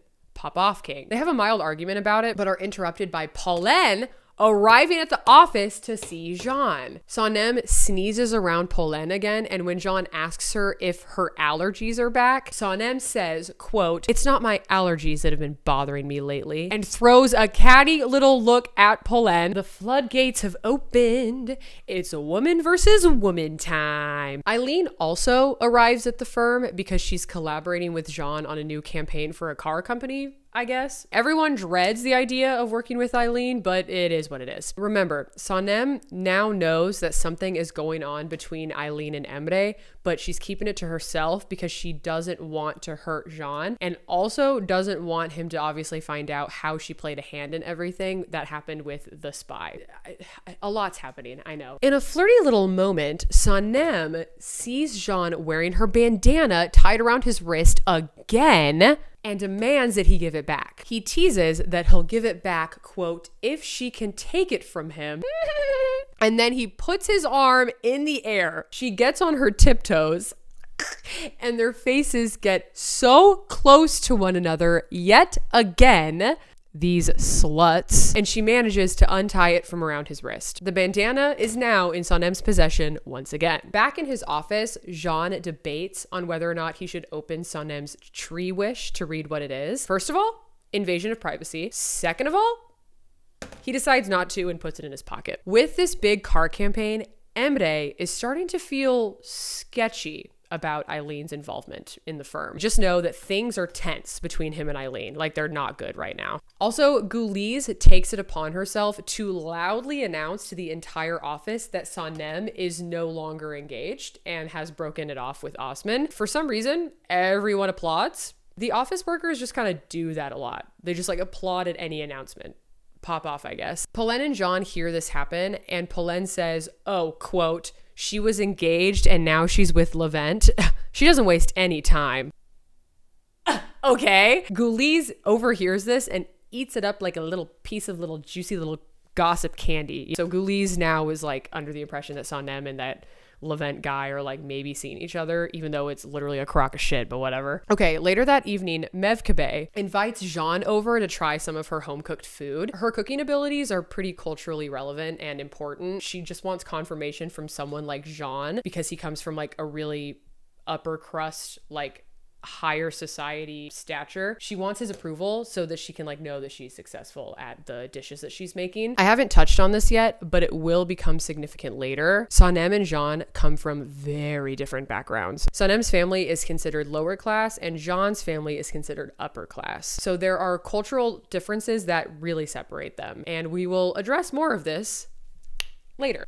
There's a little gnat flying around. If you see it, I'm really fucking sorry, okay?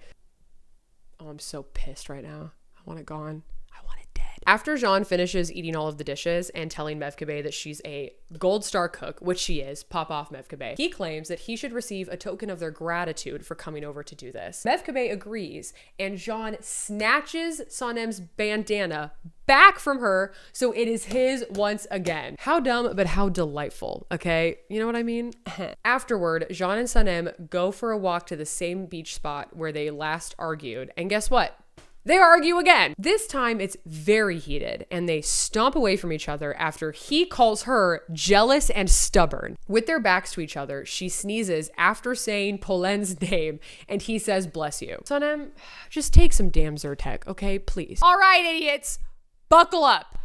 Buckle up. In episode 31, the firm is shooting a commercial for a beverage company. They're out in the wilderness because, duh, why would you use a soundstage? Guliz is hired for a non-speaking role in the commercial, and Osman and Muzaffar are there to cater it, I guess. As they start shooting, representatives from the company are unhappy with the main actor. They think he's doing a bad job. After some back and forth, the actor walks off set, and Osman is pulled into the role due to his banging good looks. So true. Osman's really fine. To everyone's surprise, Osman actually kills it and the commercial is deemed a success. Elsewhere, Layla and Emre are left at the office by themselves and are bonding like all cute and stuff. But this video isn't about them. Sorry, kiddos. So we're just gonna leave them be for now. Shocker, Polen shows up to the commercial shoot and we get a hot slow-mo walk of her in this smacking little outfit. She's an icon. She's a legend. Jean greets her hello and Sanem is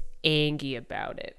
In a side conversation, Sanem finally reveals to Jean that she did not leave lunch that day with Levent, and Jean confirms for Sanem that he and Polen are 100% broken up and they share a very, very sweet, hopeful moment about it, okay? Who cares that they argued on the beach only like 24 hours ago?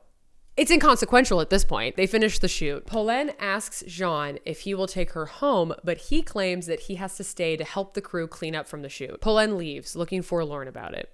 Bummer. Sanem wanders off and we discover that outside of the forest that they're shooting in, there's another dumb little beach nearby. While walking along the shoreline, she decides, I'm gonna get in the water. You have a little refreshing little dip. When she gets in the water, we see that it's starting to mirror that daydream she had from episode 8. Do you remember that? And guess what?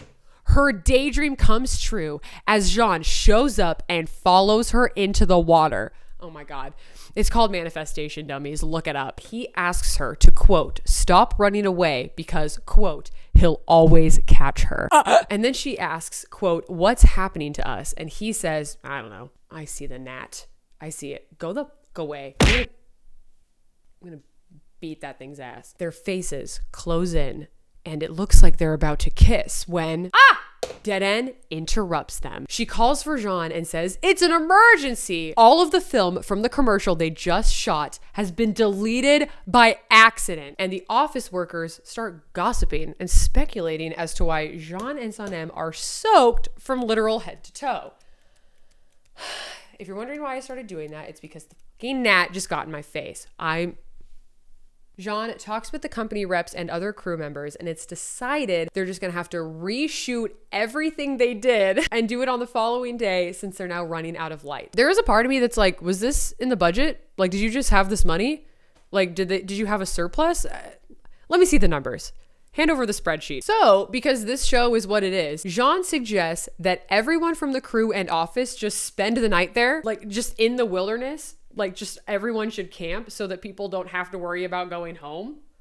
Like, okay. Listen, it would be a no from me, dog. I hate camping and I'm not sorry about it. Do not come for me. Sanem disappears to the wardrobe trailer to get a clean, like dry set of clothes because she just waded into the water. And when she returns to the rest of the group, we get yet another lengthy, slow motion walk of her approaching. And I'm not saying she isn't hot.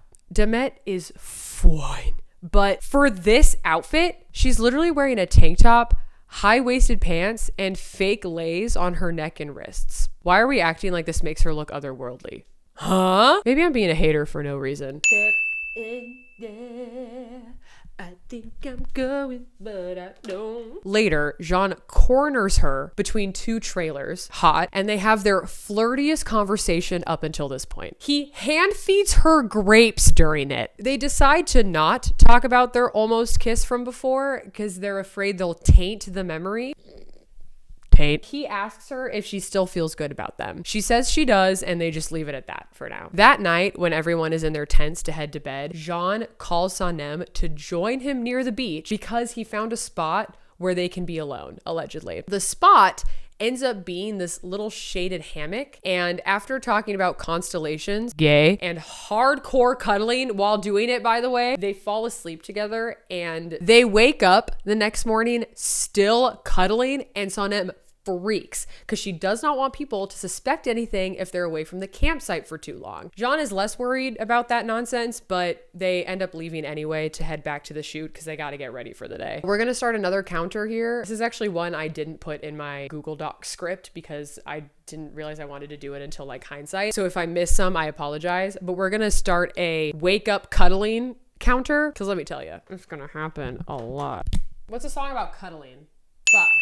What's a song about cuddling? I guess you're not getting a song. Couldn't think of one. So we now have 4 counters, all right? Do you see them? If you can't from over there, that's not my problem, all right? You're just gonna have to get over it. Now that it's a new day, Polen returns to the shoot because obviously she has to be around for the drama. And Sanem is visibly stressed out about this. Something you'll learn about Sanem's character, she kind of has a lot of insecurities and does a lot of overthinking and just assumes the worst about a lot of situations. Even though Jean was literally like holding her while they slept last night, that doesn't matter for Sanem. She's gonna assume that Polen's gonna be an obstacle anyway. You know what I mean? Overall, we will see that Sanem is at her core naive and gullible and almost too trusting and compassionate. And one of her biggest faults is that she is impulsive and it will continuously get her into trouble / ruin situations. Okay.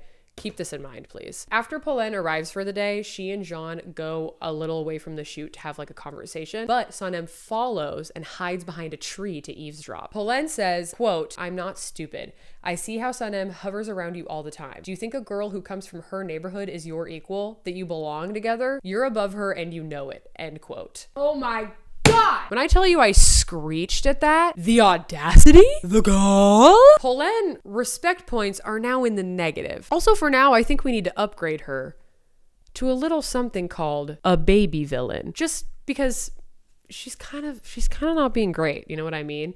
We got our 3 haters here in the hater corner. Sanem refuses to listen to any more of this conversation and she stomps away. But after she's gone, Jean tells Polen that she just needs to accept that it's over between them, and if she can't, that he's sorry and he cannot help her any further. So of course, since Sanem walked away, she missed that part of the conversation. After the finished shoot, Jean drives Sanem and Polen home, and as they all talk, Sanem learns that Polen's birthday is that coming week. As a ploy, Sanem tells Guliz to plan a birthday party for Polen and claims that it's an order from Jean. Okay, are you following? At home, Sanem makes a dish for the party, meatballs. But as she makes them, she accidentally adds too much cayenne pepper and they end up being ridiculously spicy. Off to the side, Layla and Emre made plans to get dinner. As of late, they've been growing closer. However, Eileen shows up at Emre's house and gets him into bed. So Emre inadvertently stands Layla up. Layla calls him and he apologizes, but woof, the damage is done. Osman happens to be nearby where Layla and Emre were supposed to meet up for dinner, and he catches her crying and goes over to comfort her. Osman, what a king. We love you. Sanem and JJ go to Jean's house to help set up for Polen's birthday party, and there Sanem urges Jean to try one of her meatballs, okay? He does, and they're horrible, way too spicy, but he pretends to like them because he doesn't want to hurt her feelings, he, and keeps eating. They laugh about it, and it's a very, very cute moment, okay? Now, put a pin in that, all right? A big fat pin. Whatever color pin you want, I don't care, but I need you to have the pin to recall later, okay? On the way to Polen's party, like later that night, Guliz and Sanem are sharing a cab, and Guliz tells Sanem that Polen has canceled her trip back home to London, and that she heard a rumor that Jean and Polen are moving in together and gonna start up their relationship again. This devastates Sanem because she thought things were really progressing with John. So she, in a pit of despair, has their cab driver pull over so that she can get out, and tells Guliz to go on without her. JJ, for some reason, is not at the party. Instead, he's at the theater setting something up. I think it might be like an event for like a client of the advertising firms. It's at the same theater that they had the anniversary party. Huh? Remember that? So Sanem goes to join JJ at the theater to help him continue setting things up because she's like, well, I'm going to ditch this party, so might as well be, productive, I guess. Okay, so at the party, Jean is searching everywhere for Sanem. He pulls Guliz aside and asks her where Sanem is. Guliz tells him about the conversation they had in the car, and Jean gets upset, wanting to know why Guliz would tell Sanem that he and Polen are getting together when that's not true. Guliz then tells him that Polen had her cancel her trip back to London, so she just assumed. So as a peace offering, Guliz tells Jean that Sanem went to the theater for the night, and Jean then disappears into the house, absolutely distraught. At the theater, Sanem reminisces on the night her albatross kissed her. She's emotional, she's overwhelmed, and she resigns to the fact that she'll never know who her albatross actually is, fearing she is a princess destined to never find her prince. Devastating. Back at the party, Jean is in his room, pacing, thinking everything over. He's conflicted, unsure, and then he reaches an inner conclusion. So he changes his clothes to the suit he was wearing the night of the anniversary party and leaves his house, ignoring when Polen calls out his name to join her with the other guests. Also, please look at Sanem in these scenes. Like, she's in this white dress. Oh my God, I'm literally a simp for her. I'm on my knees. I am no better than a man. Back at the theater, Sanem has wandered up to the balcony where Albatross kissed her, when out of nowhere, Jean appears behind her, and she's startled, confused as to why he's there. But then she looks down and sees his shoes. Remember when she looked at Albatross's shoes after they kissed? Sanem finally fucking pieces it together, baby. Woo, doggy. And then he motherfucking kisses her.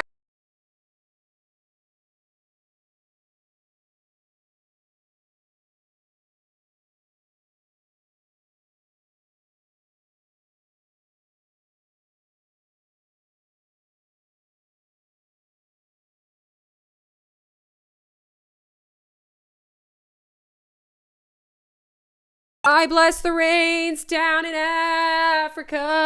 She loses it and goes, Albatross? Albatross? Can Divit is my albatross? And he says yes, smiling. Oh my God. Oh, they're so happy to be on the same page. I'm gonna fucking lose it. She once again calls him Jean Bey, which means Mr. Jean. And he says, quote, I think from now on, it's just Jean. Confirming that they do not have to be so formal with each other anymore. Sanem says she needs to go because her heart is all over the place and she can't breathe. He asks her to stay and to not leave him again, and says, quote unquote, I'll make sure your heart behaves. What? She insists she needs to go and that she needs to do it alone, and he finally agrees. But she promises they will see each other soon. So Sanem leaves absolutely overjoyed and meets up with Osman and tells him all about how Jean ended up being her albatross. But in tandem, she now worries about what she's going to have to do. I mean, she's betrayed Jean in just so many ways up until this point because of Emre and Eileen, and she doesn't want him to find out about all the times she had to lie to him and go behind his back. back. But Osman and Sanem decide they'll table it for later. They'll figure out what they're gonna do and just want her to continue celebrating having such a great night. As Jean drives home from the theater, he's holding Sanem's bandana in his hand. Just casually. I'm gonna pass away. I cannot do this. When Jean gets home, the party has ended, but he finds a note from Pauline. In it, she tells him she's decided to go back to London and that she tried, but it's just not going to work. He calls her to say goodbye, but she sends his call straight to voicemail. Bye, Pauline. It was real, you know? You were a villain for like a microscopic second. And not only that, you're just gone. I mean, like, what are we gonna do? I bless the raids down in Africa. What the fuck? It's gonna take some time to do The next morning, Jean asks Sanem to meet him in his office. He tells her he wants her to ask him any questions that she has about him being Herr Albatross. That's so hot and sexy of him. The one she starts with is, quote unquote, how did you realize the girl you kissed was me, the girl in the dark? He gets really close to her face, their usual MO, and says, quote, your perfume. Kokunu aldığım ilk gün tabii. Unutamadım, çıkmadı aklımdan. Sonra senin kokunu alır almaz uyandım şey. Anladım. Diğer soru neydi? The perfume plotline, like, it actually wrecks me. You have absolutely no idea. Ne zamandır biliyorsunuz peki? Uzun zamandır biliyordum. Uzun. Evet. Siz bu zamana kadar beni kandırdınız o zaman, oyun oynadınız benimle. Yakışıyor mu size? Nişanlın vardı Sanem. Ne diyecektim, nasıl söyleyecektim? Seni öp canım falan diyecektim. Denmez. Mantıklı. Sorry, I'm crunching on some ice. Remember that, Sanem? Your fake-ass engagement, you idiot. So, for the rest of the day, Sanem dodges him multiple times, unsure if they should be alone together. Because, I mean, what if they start a relationship and the truth about all of her little scheming with Emre comes out? As they're getting ready for a shoot that Jean is the photographer for, Sanem is transporting his camera through the office and trips, dropping it. It shatters and she's in shambles, thinking she just broke the most valuable thing that he owns. He finds her crying and assures her he can just fix it himself. They go into his office and he shows her then and there how to fix it. This helps her feel much better about the situation. He even says, and I quote, the camera isn't worth your tears. Listen, as a girly who is prone to feeling immense guilt over breaking something, especially if it's an expensive electronic, seeing Jean react so calmly and not angrily to his camera being broken was honestly really lovely to see. It's called emotional maturity. Look it up. After the broken camera debacle, Jean and Sanem spend the afternoon together, walking around the park. There's like a cute montage, blah, blah, blah. During this, Jean tells her about his relationship with his family, which we haven't heard too much about, even though we see him and Emre together all the time. When he was younger, his parents got divorced because of his mother, and now as an adult, he doesn't really speak to her because of it and remained close with only his father. Emre, on the other hand, remained close with their mother. As a result of all of that, he and Emre were separated for some time as like teenagers and, you know, maybe even a little bit after that, but they reconciled as adults and are now working on having a relationship. But a wedge does remain because of their parents. Please keep this in mind. After having lunch, Jean tells her he wants to take her somewhere else.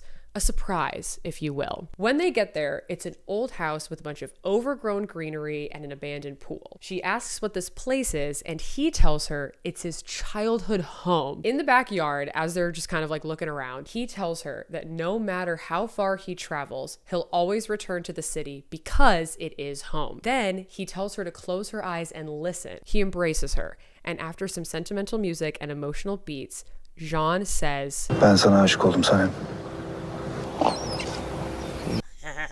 Sanem blue screens dead ass and he hugs her, but she does not say it back. It hits her that she could really hurt this man when he's done absolutely nothing wrong, which is true. Jean has literally done nothing wrong up until this point. Even though she does not reciprocate, they share some more sweet words and leave. Driving her home, he tells her he's waiting for her to admit that she loves him as well. She says she can't say it yet and that she needs time to think. He asks why, and she says she isn't sure how she feels yet. This is extremely painful. And this man is down so bad for her, it's almost embarrassing. Jesus Christ. I will say though, I do love that Jean is just like unapologetically into her and like doesn't care how it makes him look. It's honestly really refreshing. Like, period.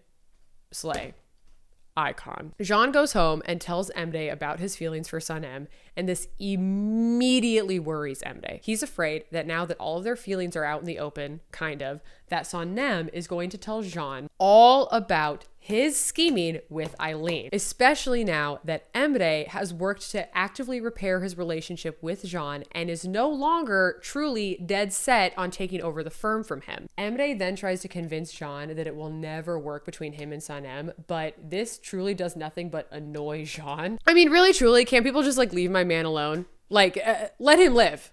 Let him love. After talking it through with her friends, Sanem decides she wants to come clean to Jean about everything she's lied about to him. This includes the fake engagement, the intentional sabotaging that Emre put her up to, the plagiarism scandal, all of it. So she then confronts Emre to let him know she's going to do this, and he begs her not to, fearing it will do far more harm than good. He then tells her that Jean is not a forgiving man and never has been, and that if they expose themselves, it will not end well. Emre suggests that Sanem just move on from Jean, but she says no because she knows that if she were to just leave him, it would do nothing but cause him more pain and suffering, right? I would just like to say this argument that they have in the car is honestly like really well acted by Demet. Like, Miss Girl, own that screen. Because he's a little rat, little snake right now still, Emre tells Eileen about all of this, how Jean and Sanem are in love, so Eileen, right here, cooks up a little scheme in her brain, okay? She's in the kitchen. She's stirring a pot, you know what I mean? Jean takes Sanem to their little beach spot again,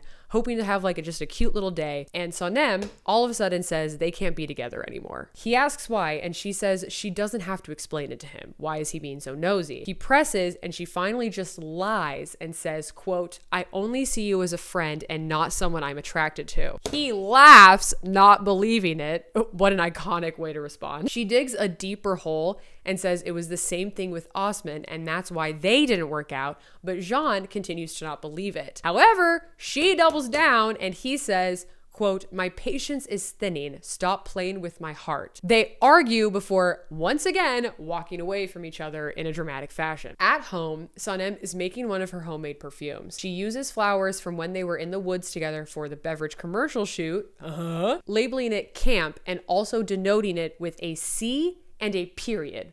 At Jean's house, he takes out her wish from the wishing tree to finally read it, and the paper he unfolds also has a C and a period on it, meaning she wished for him. In episode 40, for the firm's next campaign, they hold a contest where writers submit ideas to be selected for a big commercial. Sanem submits an idea of her own under the anonymous name Early Bird, and surprise, surprise, it gets selected as the winner of the contest. However, Sanem does not want it to be known around the office that it was her who wrote the commercial, but Jean suspects that she's Early Bird anyway. Sanem lies and claims to have been contacted by Early Bird about being a part of the creative process to get the commercial made, but that Early Bird turned it down. Deden and Jean then tell Sanem that per the rules of the contest, Early Bird has to be a part of the process or else she'll forfeit the prize and they'll select someone else. Sanem still hesitates, unsure, and this only confirms for Jean that Sanem has been Early Bird all along. He pulls Sanem into his office and says she can be a part of the project under her own name and take credit for the idea, or she can resign from the firm. A logical leap to make, clearly. Sanem protests, angry that he would give her an ultimatum like that. He says that he only wants passionate, ambitious people working at his firm. He doesn't want Sanem to work there and only remain an assistant. So, to spite him, she quits on the spot and storms out. We know what that means, folks. Boop.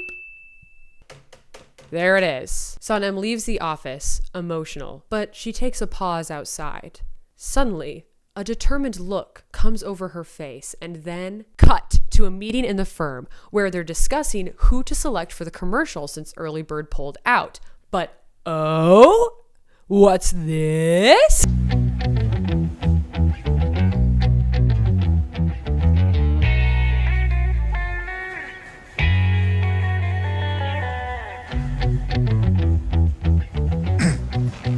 We love love a king who helps challenge his queen to make sure she doesn't resign to complacency. Here's your crown, king. Pretend there's a crown on Jean, okay? Just pretend it in your little brain. To get back at Jean for basically making her quit for like 5 seconds, requests that he be the one she goes to scout locations with for the commercial, to his dismay. I mean, like, remember, they're like kind of low-key fighting.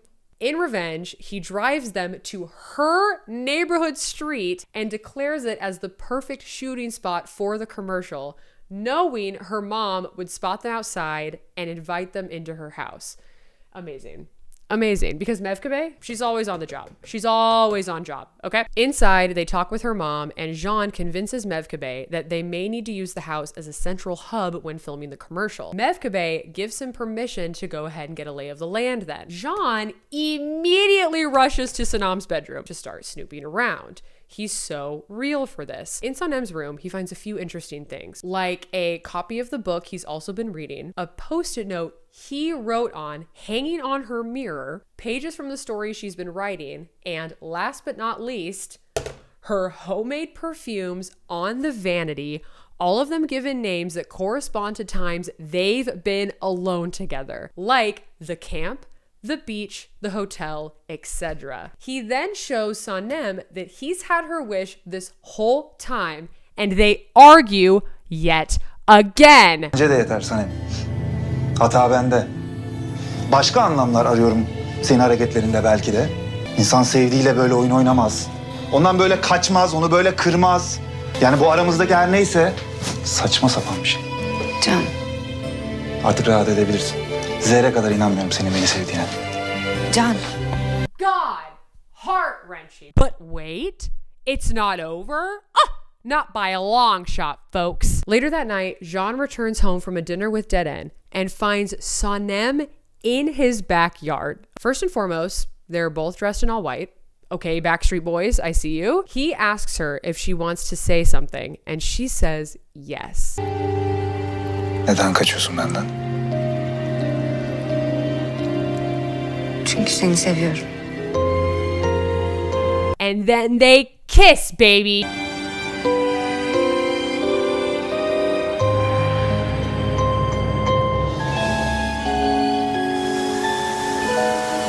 Is this the Notebook? They kiss again and run inside, and he asks if they should have some food together. They're trying, okay? They're gonna try to be together. I'm sick. Guess what we get to do? Mwah. We get to put a little heart on our babies. Do you see that? Do you see? Period. I'm gonna be so honest with you. There's a chance I'm gonna stop using this because I'm getting tired of holding it. Yeah, let's put it down for now. Okay. They get cleaned up and are in the kitchen when Emre comes home. He is, of course, not happy to see them together because he knows this will not end well for him if Sanem doesn't keep her mouth shut. Emre runs to Eileen's place and tells her he saw them together and that he's certain they've started up a relationship. He voices that he fears Sanem is going to tell Jean everything, but Eileen assures him that Sanem won't do that until she's certain that Jean will forgive her. So they decide tentatively that they have time to figure something out. Eileen continues forward with her little plan that she's been cooking up in her brain. Jean and Sanem spend the night eating and laughing and teasing each other, and it's very, very cute. I basically need to lay down. Afterward, when it starts to get too late, he drives her home and asks when she's going to tell her parents about them. She says she can't yet, and he begrudgingly accepts that answer. Jean picks her up for work the next morning, and I need you to know right now, there's nothing I love more than domestic bliss, okay? Choke me. And they walk toward the firm together hand in hand. As they get close though, she drops his hand. He immediately is like, why can't we tell everyone at work that we're dating? And she says that they should keep it to themselves for now. Doesn't really give a reason why, but Jean is just happy to be here, so he agrees reluctantly. What a himbo. We are now entering secret office romance era. My beloved. Quickly, we get a shot of Eileen with the engagement ring again, okay? Okay? Also, that promotion that we talked about for Sanem is now fully in effect. She's no longer an office assistant at all and is only considered a copywriter at the firm. Emre approaches Jean to tell him that the firm is losing money faster than they can make it and that these financial issues need to be addressed. He suggests to Jean that before the firm spends money, the transaction should be approved by Emre first in order to make sure expenses aren't being spent fruitlessly. Jean takes this badly though, and assumes Emre is accusing him of taking the firm's funds on purpose and being a bad manager. They argue, and Jean reminds Emre that he is the one running the company, not him, because of their father. I'm pointing to the man who's not here anymore. Emre hits back with, quote, "And when you get bored again, Dad and I will be left to pick up the pieces," referring to the fact that Jean ups and leaves at a moment's notice all the time. This is really not good for the whole Emre is pissed that he's not in charge thing. Things were like kind of getting better, but alas, here we are. Later, JJ catches a private moment between Jean and Sanem, so now he is unintentionally aware of the fact that they have something going on together. In a different private moment, Jean takes a big fat whiff of Sanem's neck and says, quote, "You should give me some of your perfume so that when I miss you, I'll still feel you around me." Shut the fuck up. Oh my God. Emre takes Layla out to lunch and she's very excited about it because, you know, she's deeply in love with him.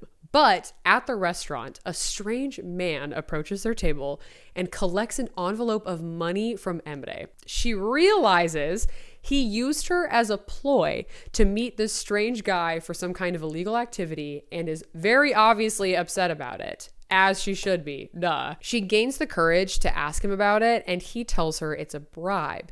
And she then asks if Jean knows about it, and Emre says no. Quote, "There's only 3 people who know about it. Me, you, and the man we just saw. I hope I'm not making a mistake in trusting you with this." Quite literally manipulation at its finest, but okay. Because, you know, she recognizes that that was an issue, but she's liked and trusted this guy since he became her boss, and she also was a thing for him, so she's going to give him the benefit of the doubt, unfortunately. During the commercial shoot for Sanem's winning script, remember that, Early Bird? She and Jean sneak off to their little beach spot. And remember, the shoot is taking place on her neighborhood street. So somehow, some way, LOL, her parents follow and catch them almost kissing. She pretends instead to have been berating Jean for hitting on the actresses at the shoot, and somehow her parents buy it, okay? As they walk away, they say, quote, "Those two are fighting like cats and dogs. There's no way they're in love." For reference, Mevkibe and Nihat fear that people like Jean and Emre would have actual no genuine interest in their children and would only use them and dump them to move on. So although they like Jean and Emre as people, they do not support the idea of any of them being together whatsoever. Keep that in mind. The following day, Sanem and Jean are having breakfast at his house when Eileen shows up to see Emre. The 4 of them sit down to eat together, and Jean is visibly annoyed at Eileen being there. As Eileen reaches into her bag to grab something, she clumsily drops everything inside of it on the ground. And what is one of those things that clatters to the floor? The engagement ring.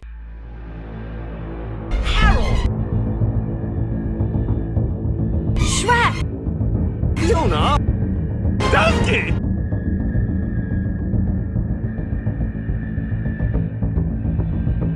Obviously, Jean would be confused as to why Eileen has what is supposed to be Sanem's old engagement ring. So he turns to her and says, Sanem, bu senin nişan yüzüğün değil mi?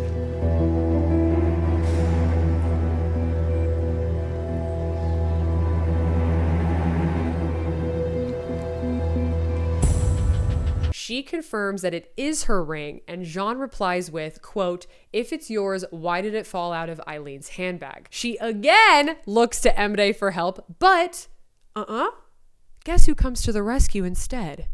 Can, yüzüğü biz satın aldık. Bir eşini daha bulamayınca, Sanem'le Osman da ayrılınca. And because she liked the ring so much, surprise! She reveals that she and Emre are engaged. We're just on a roller coaster of emotions this morning, okay? This breakfast is really something. Jean seems pretty unconvinced, but takes them at their word anyway. However, it does leave Sanem feeling like she now owes Eileen for helping create a fake cover story. Later, at the office, Jean tells Sanem he can't keep doing the whole secret office romance thing, and Sanem agrees, but is hesitant to let them tell people. One, because of him finding out about her and Emre's lies, lies, and 2, because she doesn't want her parents to find out either. JJ walks in on them talking about this and holding hands. Eileen is still around collaborating on that car campaign with the advertising firm or whatever, and she and Dead End are at odds about how to market the new car model they've been tasked with. Eileen wants to push how adventurous the car is, and Dead End wants to market how romantic the car can be. Romantic? In a car? Dead End. John jumps in and decides that they need to do a focus study and put this all to the test. They hire a group of couples to do various activities at a local fair. Afterward, they're going to interview all of them to figure out if love or adventure wins over the other. Okay, guys. Please, God, get ready. The fair. It's all hands on deck at the fair, okay? Everyone from the firm is there. As the focus group activities start, Jean and Sanem sneak away periodically to have fun at the fair themselves. After the sun sets, he gets her on the Ferris wheel. Sanem draws a heart and writes their initials in the middle on a pole in their Ferris wheel cart. Vandalism. And Jean even pays off the fair workers, bribery, to stop the ride so they can be alone for a little bit longer. He says, quote, "I asked the operator for a few minutes of silence with the love of my life. Because our lips are like glue, I think I love you." The day at the fair ends, and it's revealed the focus group voted that young couples prefer adventurous activities over romantic ones. Eileen celebrates. Dead End scowls. What a bummer. As they're cleaning up, Jean gets a call and walks away, leaving Emre and Sanem alone. Emre takes this opportunity to apologize to Sanem for the fact that she had to lie about the ring again, and she tells him if she ever had the chance to go back to the day he offered to help her, she would avoid him at all costs. And you know what? Period. Emre apologizes again, claiming he also wishes he did things differently and that they never lied to Jean in the first place. She reminds him that he intentionally wanted to ruin Jean's life and you can't just take that back. And he tells her the reason he thought it was okay to do everything was because of their relationship as children. Childhood trauma, girlies, rise up. Sanem then lays into him and tells him to just stay away from her from now on. Emre says she can't just forget about everything that's happened, especially if she plans on being in a relationship with Jean. And she out loud says to him, quote, "I remember each lie I had to tell because you helped me. I've been the one to look Jean in the eye before telling him some lie or another. Do you think that's easy?" Emre then says, quote, "Maybe you should just give up on him then." And Sanem goes all smirky with, quote, "Why does our relationship bother you so much?" Then Emre replies, quote, "I don't want him to regret it. You as well." So Sanem decides to appease him and says, "It won't last long enough to have much to mourn." Oh my God. Hello? Emre says, "Meaning?" And she replies, quote, "Sooner or later we'll drift apart, all without breaking his heart." Sanem is claiming she doesn't see a future with Jean, lies, and that Emre has nothing to worry about. Then she tells Emre to leave her alone and walks away. But guess what, folks? Jean overheard that entire conversation. He was in the shadows the whole time. It's time for episode 48. I can't do this. Okay. Jean confronts Sanem outside the fair and he is pissed. He asks, "Do you have something you want to tell me?" She says, "What do you mean?" And he replies, "I'm tired of your games." He informs her he heard her whole conversation with Emre and demands she leave him right then and there if she plans on doing it eventually anyway. Ben sana çok yalan söyledim. Tanıştığımızdan beri yalan söyledim sana. My shoulders are tense. He asks her to clarify, and she tells him everything while crying her little eyes out. I'm gonna vomit. She tells him about why she broke into his house all that time ago, how it wasn't to get the engagement ring, but something else. He asks what, and she refuses to tell him, instead admitting that she was never engaged in the first place. She even says, quote, "Everything you know about me is a lie." Everything else you've told him about yourself is literally true. Like, it's not like you faked your personality, but whatever, I didn't write the show. So Jean obviously does not react well to any of this and asks, quote, "What kind of person are you, Sanem, to be living a lie for this long? I don't know who you are at all. She claims that she had no choice and she had to do it. And he asks again what she was there to take the night she broke in. And she hesitates, not wanting to expose Emre too. But after he continues to push, she finally admits that she was there to get a file. He asks what file, and she says a file he was never meant to see. Quote, "What file are you talking about? Did it have something to do with you? Spit it out. Talk." I'm not showing you the scene in its entirety, but literally the entire time they've been talking, he's like interrupting her when she starts to speak. And I'm like, can you learn some communication skills, please God. Sanem finally says it wasn't a file about her and that she has no clue what was actually in it. All she knows is he wasn't meant to see it. So he finally asks who put her up to it, and she hesitates before finally saying,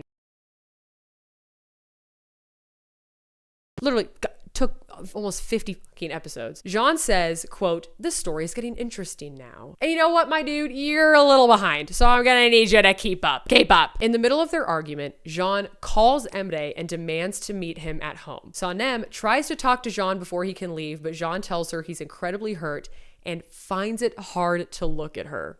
He says it's like he doesn't know her anymore. He drives away and Sanem is left alone, absolutely sobbing in the middle of the street. By the way, that argument scene between them is dead ass like 7 or 8 minutes long. Outrageous. But props to Demet because she killed that crying. Like, I bet that was really rough to have to act out for as long as they did for a 7 to 8 minute scene. So Sanem calls Emre to warn him that she told Jean everything, and Emre is irate. Jean confronts him at home and demands to know what was in the file, but Emre replies with, quote, "None of your business." Boy, have you lost your mind, because I'll help you find it. Jean starts yelling, asking Emre to just tell him the truth, and finally Emre just flat out lies, claiming they were documents for their mother. This sets Jean off because he hates their mother, wanting to know why their mom is still relevant at all, especially since a few episodes ago Jean had put his foot down to say that their mom is not to receive any information about the firm whatsoever. Then Jean asks Emre why he and Eileen were part of the lies that Sanem and Osman were engaged, and Emre tries to ascertain that Eileen was innocent in all of this. Stop protecting her, you idiot. Jean then asks how he even convinced Sanem to break into their house in the first place, and Emre admits that Sanem needed money. Jean doesn't believe this, not thinking Sanem to be that kind of person to do dirty work for money. Emre leaves, and Sanem shows up in his place, hoping to talk things over with Jean, except he is cold and distant and angry with her. Ben yıllar sonra ilk defa sana güvendim. Hayatımda ilk defa sana böyle. Nerede benim sevdiğim Sanem? She says, quote, I'm here with you. I made a mistake. Do whatever you want to me. I'll accept it no matter what you do." Still cold and distant, he tells her it's over, that he's no longer interested in what she has to say and that she needs to leave. Sanem, crying up a storm, goes. A moment of silence for our very first Janem, that's their ship name, breakup. All right, time for another counter, folks. This one is the breakup counter. What's a song about breaking up? There's so many songs about breaking up and I can't think of a single one. Okay. Look at the counter board now. Do you see it? Have you taken it in? Are you gagged? Are you... All right, let's keep going. The next day, Sanem hesitates going into work, but knows she has to in order to talk to him. She already filled Layla in on all that happened, and Layla urges her to just tell him the whole story because there's still a chance he could maybe forgive her. Once he's in, she goes to his office and asks to speak to him. He says there's nothing more to say, and she asks him to just listen. But he's tired of her lies and tells her to please leave. Can, lütfen.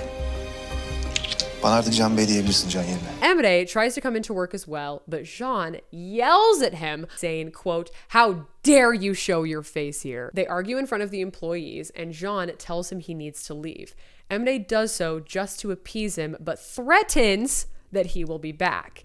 As he walks away, Jean throws his rocks at him. Jean, your precious rocks, your babies. This is rock abuse, okay? Sanem then tells Jean she might quit if he's going to continue treating her so poorly, but he tells her she can't because guess what? She has a debt to pay off, aka the money Emre gave her when she first started working for them. So now Sanem feels trapped in a place where she no longer feels welcomed. Talk about a hostile work environment. Sanem is tasked with getting some work to the printers, so she goes downstairs to use the bus stop and just so happens to see Jean across the street by his truck waiting for a dead end so they can head to a meeting together. Sanem looks at him, pining, but turns and heads to the bus stop. Nearby, an old woman lingers, trying to use the crosswalk, so Sanem kindly stops to help the old woman cross the road, and this puts her right next to Jean after sending the old woman on her way. They share a long, suffering look before Sanem turns and sees the bus at the stop about to leave. She puts a hand out and moves to run across the street to catch it.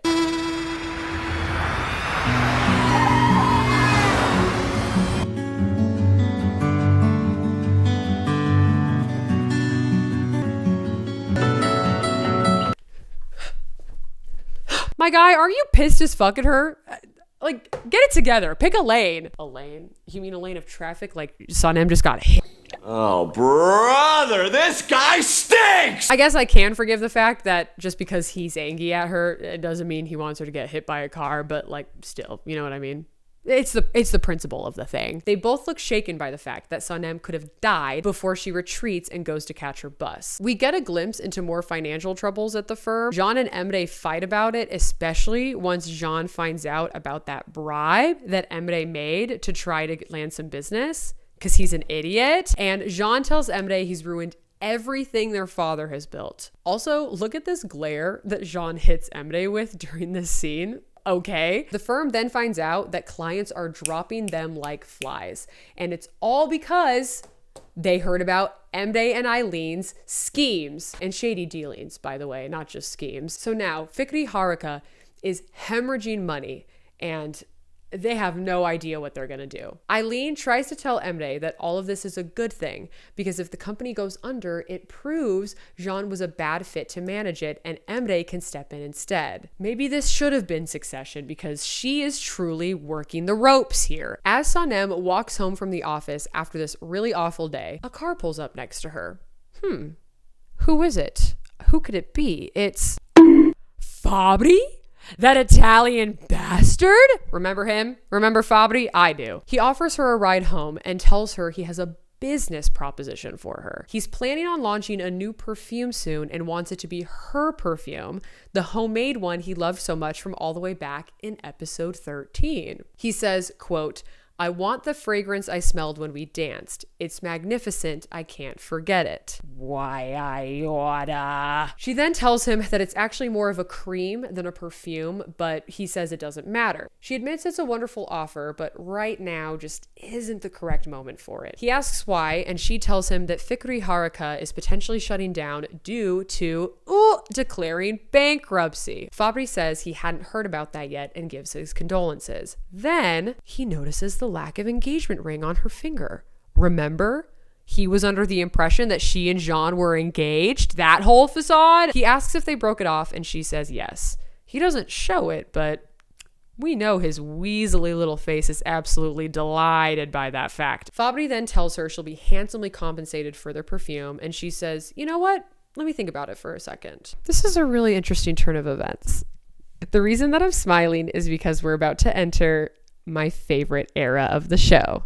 Sanem takes a moment to think about the perfume and what it means to her and recalls all the times that Jean said it's what brought them together. So she turns to Fabri and says it isn't for sale and that it means too much to her and reminds her of someone important.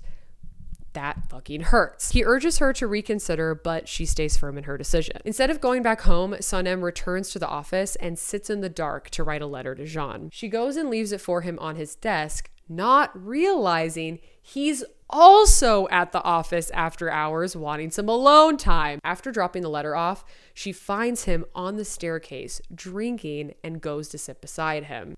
Instead of giving you a play-by-play, I'm just going to give you the clip instead. Good luck. Ne düşünüyorsunuz?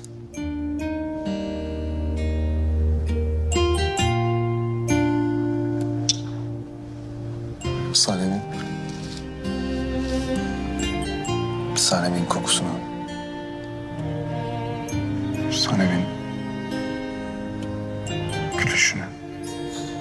Sanem'in dokunuşunu. Bırakmamak. Yanımda tutmak. Ama sen o Sanem değilsin. I can't take this anymore! Also, did you hear those rocks in the background? Yeah. We hear those rocks scraping together in every scene. I need you to get used to it. The next day, Sanem is leaving for work and Fabri pulls up again in his dumb little car, tells her he's thought about his offer and now has a better one to give her. She tries to immediately decline, but he says he wants to help get the firm out of their financial situation. He'll pay off all of Fikri Harika's debt if she gives him her perfume. Sanem is still hesitant, set on finding another way, and he says they both have until the end of the day to figure it out. At the office, everyone is running around trying to find a solution. Eventually, though, Jean announces to the employees that they are on the brink of declaring bankruptcy once and for all. They'll need to prepare press and media statements in the likelihood that it happens. We're in some deep shit. While this is happening, Sanem sneaks into Emre's office and finds the partnership contract he signed with Eileen, the one that she had to steal from Jean at his house way back when. This helps her put the pieces together for why Emre had her tell all the lies that she did. So his brother wouldn't find out he's been behind the downfall of the firm this entire time. Returning to where all the other employees are gathered, gossiping about how the firm is going to come to a close, Sanem realizes she has the power to stop this. So she makes a decision. Right as Jean makes the call to officially declare bankruptcy, who walks in? Fabri.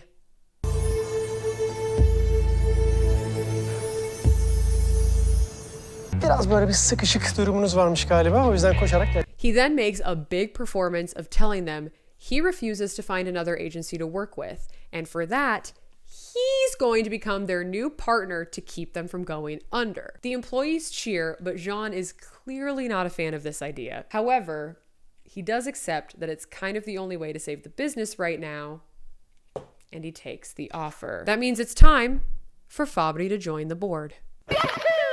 And now that Fabri's offer has been accepted, we know what this means, don't we? Okay, also, I forgot to mention that Jean, the actor who plays Jean, they have the same name, speaks Turkish, Italian, and English, period. So we actually get to see him speak Italian with a few different characters a handful of times. Hot. So there are a couple of times where he has a deliberate conversation with Fabri, specifically in Italian, so that no one else knows what they're saying. After paperwork has been signed and the partnership is officially confirmed, Fabri announces to the whole firm that the only reason he's there is because Sanem called him. Jean does not react well to this. Çünkü ben kendisinden bu özel parfümümün formülü satın almak istediğim değiştirme. Sorry, a cat just walked by outside. It's the cat that doesn't let me pet it though, so it's really unfortunate. Look at Jean's face. Look at Jean's face. Jesus Christ. Later, Sanem approaches Jean to talk about this deal, and he is pissed at the fact that she would negotiate on his behalf when no one asked her to. First of all, sir, calm down. She just wanted to help. And then second of all, put down those damn rocks. They then argue, especially about the fact that it's Fabri that ended up helping them. And she says she explained everything to him in the letter she wrote. The letter happens to still be on his desk, and he grabs it, rips it up right in front of her, and throws it away. Rude ass. He then asks if she's going to create a new perfume for Fabri, and she says, that's none of your business. She then claims she can do as she pleases, and he can't stop her. Thank you, Lord, for angst and suffering. I love it, but also, get it the fuck out of my face. I hate it. Sanem goes ahead and officially steals the partnership contract between Emre and Eileen because she wants to debate what to do with it. Emre himself tries to reconcile with Jean, but Jean, he is not receptive to it. Instead, he fires Emre once and for all. Pack your shit. Get out. Layla goes to Emre's office to help him pack, and they share a hug. Big ups for the Layla Emre shippers, okay? And as they pack, Emre discovers the contract with Eileen is missing. Oh no, what we gonna do? The king likes Daniel more than me. Oh, oh, oh. Oh no, what we gonna do? We gotta get him out of here. We could throw him in the dungeon. Gird your loins. Gird them. Gird them. Are they girded? In a heated moment, Jean pulls Sanem aside, getting super close to her face because we know that that's the only way they can have a fucking conversation, and asks, which perfume is it? Okay, actually, you know what? Here's the clip. Watch it for yourself. Good fucking luck. Bu kokuyu mu verdin fabrikaya? Kendi kokunu mu verdin?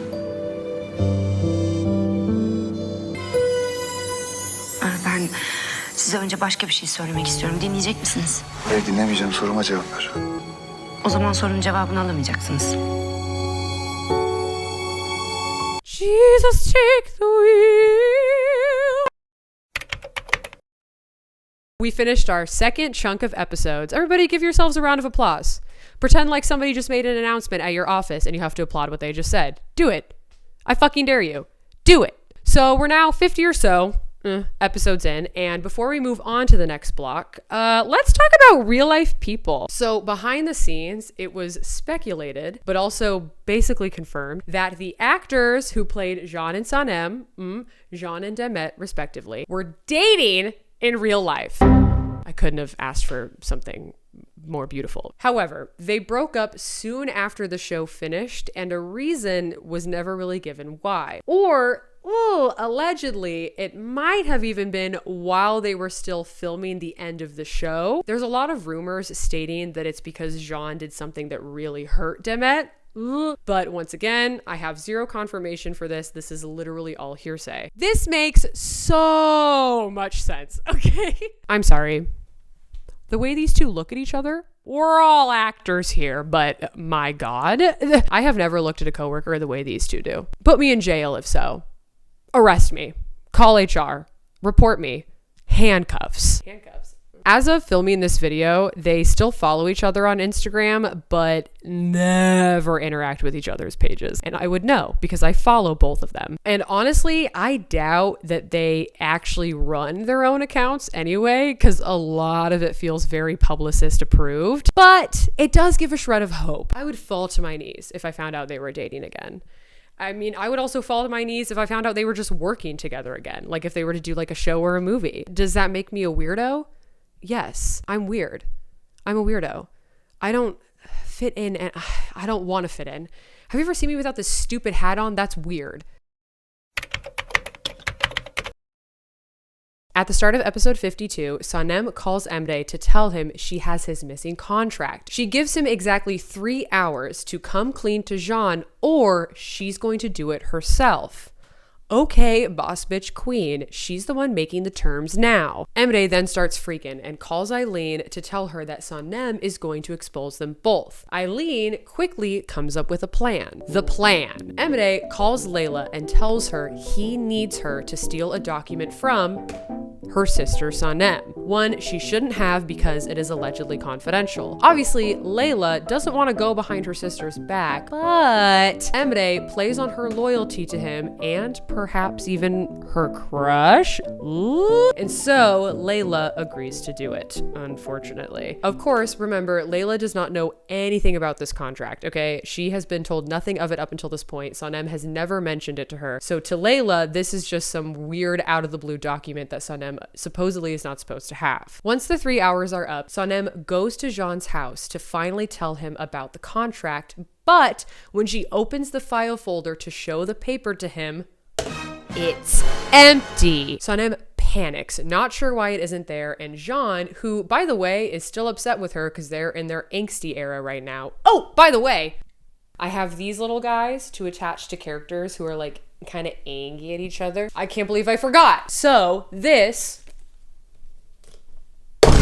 They're in their angsty era, like I just said. So Sanem is panicking, not sure why it isn't there. And Jean, who's still upset with Sanem right now after the whole finding out she lied to him debacle, believes that she's just playing a joke on him. So she ends up leaving, embarrassed, and things are still absolutely horrible. Sanem goes home and ends up talking to Layla about she tried to fix things with John, but something went wrong and she can't figure out how or why. Layla, because she's not an idiot, puts 2 and 2 together and realizes that whatever document she stole because Emre asked her to is something that relates to Sanem and Jean and what's keeping them apart. However, she still wants to show her loyalty to Emre and doesn't fess up to what she did to Sanem quite yet. Eileen meets up with Fabri and they appear to be entering cahoots.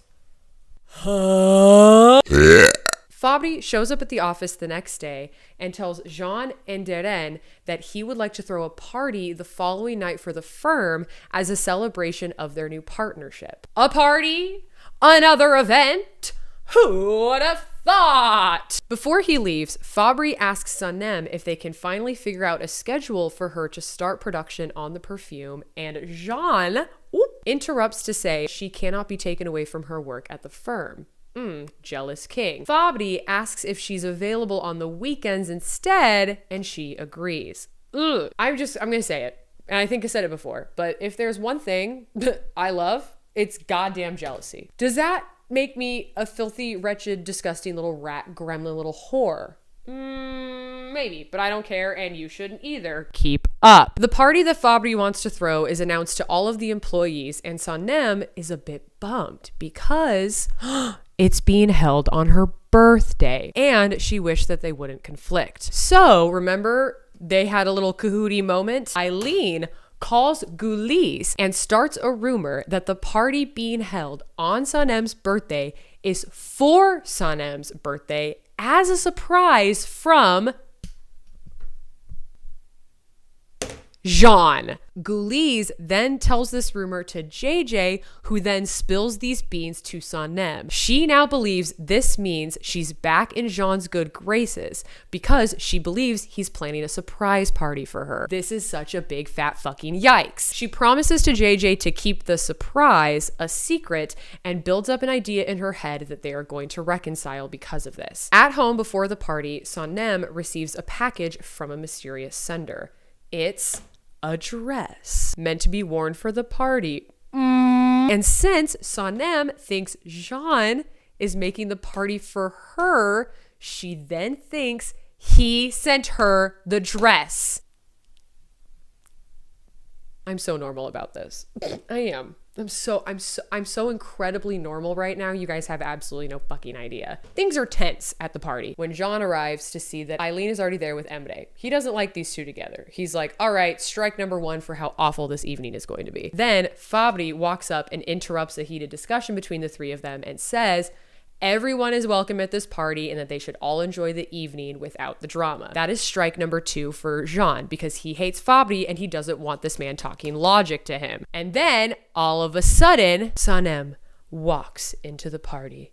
She's wearing the dress that was sent to her house, this royal blue thing, and we get yet another slow motion shot of her entering a room and everyone just outright staring at her. You know what that means, folks. Listen, I may or may not have dropped a marker and I need all of you to shut the fuck up about it, okay? Another one. I don't know if I can take it.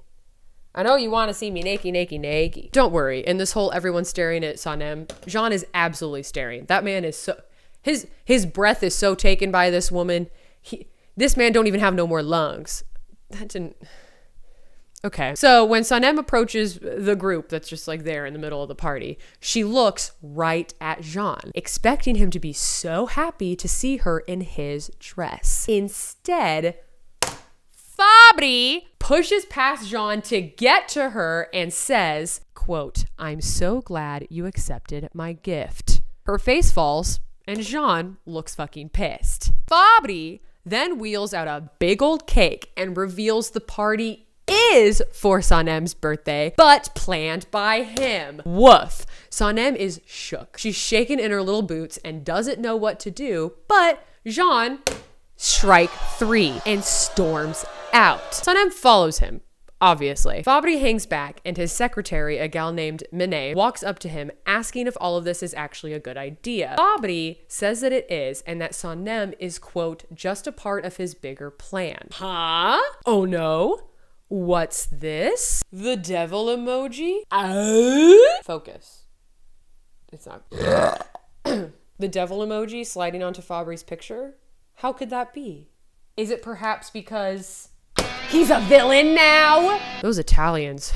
Gotta watch out for him, huh? Ooh. Outside, Sanem runs after Jean. They argue, and he tells her she owes him nothing and can be with Fabri if she wants. She then says she thought he planned the party and gave her the dress, not Fabri. He replies, quote, I'm tired of your lies, thinking she made this up. Guess what? She quits her job right there yet again. How crazy. She's like, I can't do this anymore if Jean is just going to be a absolute menace to society to me. I need a song about quitting to sing when I do that. By the time I think of one, we're going to be at the end of the video. And then what am I going to do? The next morning, Layla goes to check on Sanem, and Sanem cries to her about everything, dumping her heart out about all that's taken place. Layla, loyal sister that she is, makes a choice. So since Sanem quit, she has returned to working at her parents' grocery store. We're back at the beginning, baby, back to our roots. At Fikri Haraka, the office workers are gossiping about Sanem and Fabri, wondering if they're an item. JJ, the king that he is, shuts it down. He even calls Sanem later, and Jean overhears the conversation, specifically the part where JJ apologizes to Sanem for telling her that Jean was the one who planned the party. Jean then realizes that Eileen lied and started this rumor, and he can't help but wonder if she's up to something, because the bitch always is. Emre asks Layla to meet him so that he can get the contract from her, but she is starting to hesitate. She wants him to come clean to Jean because the lies are just piling up around them. So she has not given him the contract yet. Keep this in mind. Later, Jean and Fabri have a pissing contest about Sanem in Jean's office, and tell me why I like that shit. Tell me. Also, Jean's rocks are going wild in these scenes. Evet, erken çıktım. Sanem Hanım'ı da göremedim. Bir sorun yok değil mi? Bir rahatsızlık, bir hastalık. Dur. Bakarım ha. Sürpriz ha. Bir de emri bakayım. Sanem, even though she's a quick girly, shows up at the firm specifically to give Fabri the dress back. It happens in front of all of the employees, ending the gossip about them immediately. He asks why she's returning it, and she replies, quote, because I don't like feeling indebted to someone. Sanem then goes into Layla's office because since Layla's like an executive assistant, she gets like her own little office, period, I guess, to grab a piece of paper from Layla's desk to write her official resignation letter on. And while she's in there, what does she happen to find? The contract between Emre and Eileen. Layla walks in and they argue, and Layla reveals that Emre ordered her to take it, but Sanem is angry since that contract obviously would have helped explain everything to Jean. But she says maybe it doesn't matter anymore anyway, writes her resignation letter, turns it in, and then leaves. Absolutely in despair over the fact that she betrayed her sister, a little unwittingly but also intentionally at one point. Layla goes to Jean's office and gives him the contract. Sanem geçen gün sizin evinize geldi. Bir dosya getirdi ama dosyanın içi boş çıktı. İşte o dosyanın içinde olması gereken belge buydu. Bu ikisi başından beri ortakmış ha. Sanem sizin bunu bilmenizi istemişti ama dosyayı size ulaştıramadı. Siz de onu dinlemeyince tabii. Ulan bir de beni affet falan diyorsun.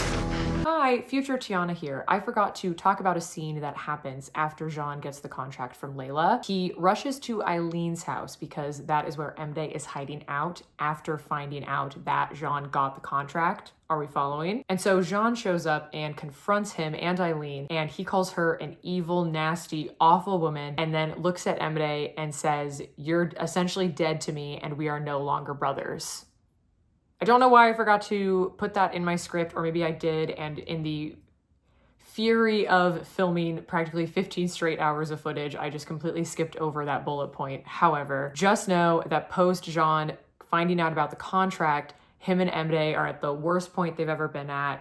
Basically, Jean has denounced him from his life completely and entirely. So yeah, let's get back to the actual video. Also, do you see why it's a good thing that I have a mic in my hands? I can't not talk with my hands. Okay, I'm already doing it. Okay. That's right, Miss Girl. Choosing your sister. Exactly. Emre, okay, he's not in our good graces right now. That time, that'll come later. Right now, we're pissed at this man all the time. Am I even pointing at him? We're pissed at this man all the time, always.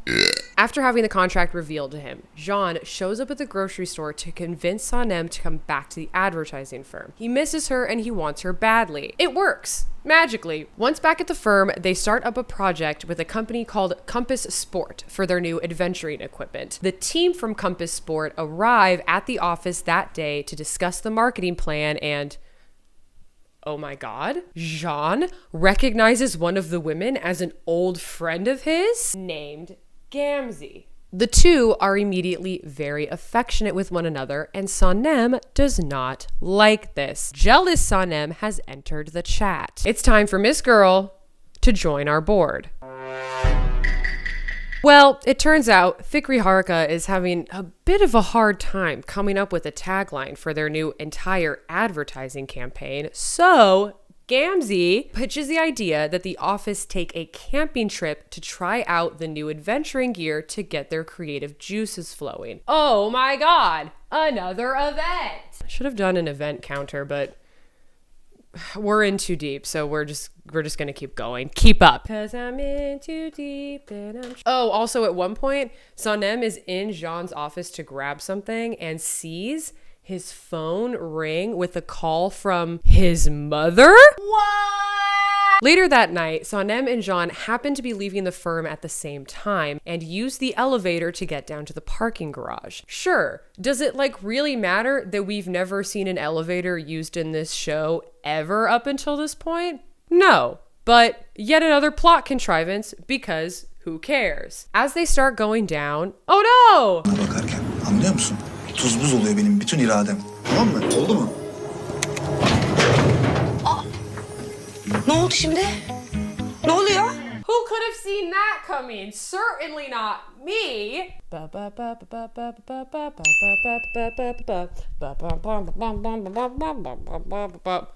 While they wait for someone to rescue them from the elevator, tension is building. They have to strip off some layers of clothing because it gets so warm, and she even gets on his shoulders to peek out of a ceiling panel.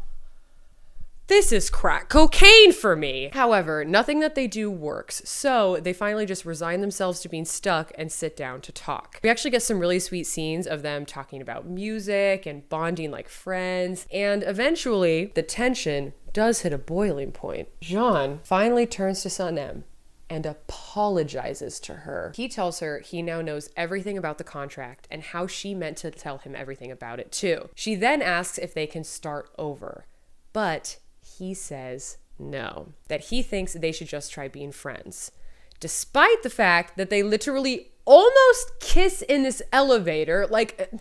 Okay, sure. Try telling me you don't want to pound her right now, my dude. All right. Once they're out of the elevator, it's so late that Jean tells Sanem she can just stay the night at his house. Her parents already thought she was spending the night at Ayhan's house that night anyway, so why go to Ayhan's house and bother her this late at night? Just go to his house and spend the night. A little sleepover. That's so normal. He gives her the spare bedroom and some of his clothes to wear, and we see them both think about each other while trying to fall asleep. Cute. Consequently, she has a nightmare where he finds out about the real reason behind the plagiarism scandal. Oh my God. He hears her struggling in her sleep because of it and goes to check on her, comforting her when she wakes up terrified. To help her feel better, he gives her a late birthday gift. The gift ends up being a necklace with a giant ass rock on it. He loves a rock so damn much. It's actually amber, and it's clear the necklace holds a lot of sentimental value for him. He helps her put it on, and then they fall asleep on the guest bed together. What a 100% platonic thing to do with your ex. Absolutely. And because this show was written for me and no one else, they wake up cuddling. I still haven't thought of a song for cuddling. I just still have that Sum 41. I still have that Sum 41 song stuck in my head. The next day, Fabri shows up at the office again, because this man lives there now, basically, to ask Sanem when she's available to finally start production on the perfume. He is impatient. She tries to give an excuse to get out of it when all of a sudden, Jean gets a call from Gamsi.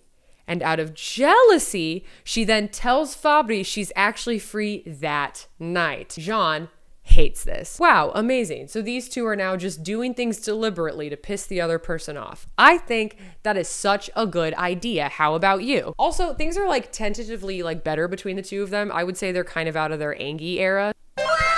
I'm gonna take that off. How does that sound? But later, actually, Sanem calls Fabri and tells him she's actually not free after all, and secretly is still hesitant about giving him her perfume. Fabri is angry she's no longer free and is afraid she will never actually follow through on her end of the deal. It's time for the Compass Sport camping trip, folks.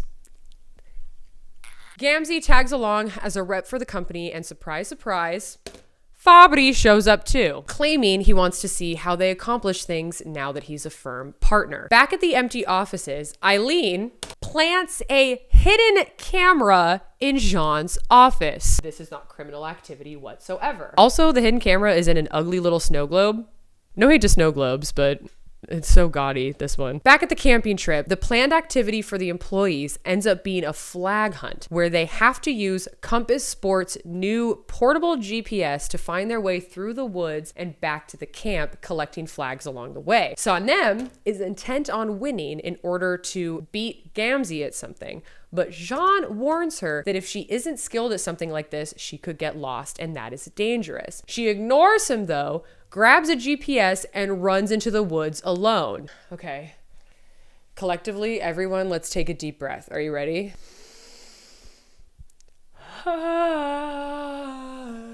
Okay, let's go. The hunt ends and everyone returns to camp to tally who has the most flags. Absolutely no one is shocked when Jean wins, the grizzly bear man that he is, beating Fabri, by the way. But the triumph is bittersweet when he realizes Sanem is nowhere to be found. No one can attest to where she was last at, and Jean loses it. Everybody shut up. Everybody shut up. Shut up. Shut up. Shut up. Okay. Jean and Fabri go off to find her separately, and now it's really a race to see which man wins. This is the big leagues, okay? We get a nice fat montage of the two men wandering around the woods, yelling her name, looking around. All the other employees have joined in as well, don't worry, before finally, Jean reaches the clearing where we last saw her. At its center is a giant hole that she fell into. When he looks into the hole, he finds that she is knocked clean out. We see him begin to panic, but he keeps his cool, figuring out a way to get her out of there by using just some sticks and himself. He jumps into the hole and goes to her, finding a gnarly gash on her forehead.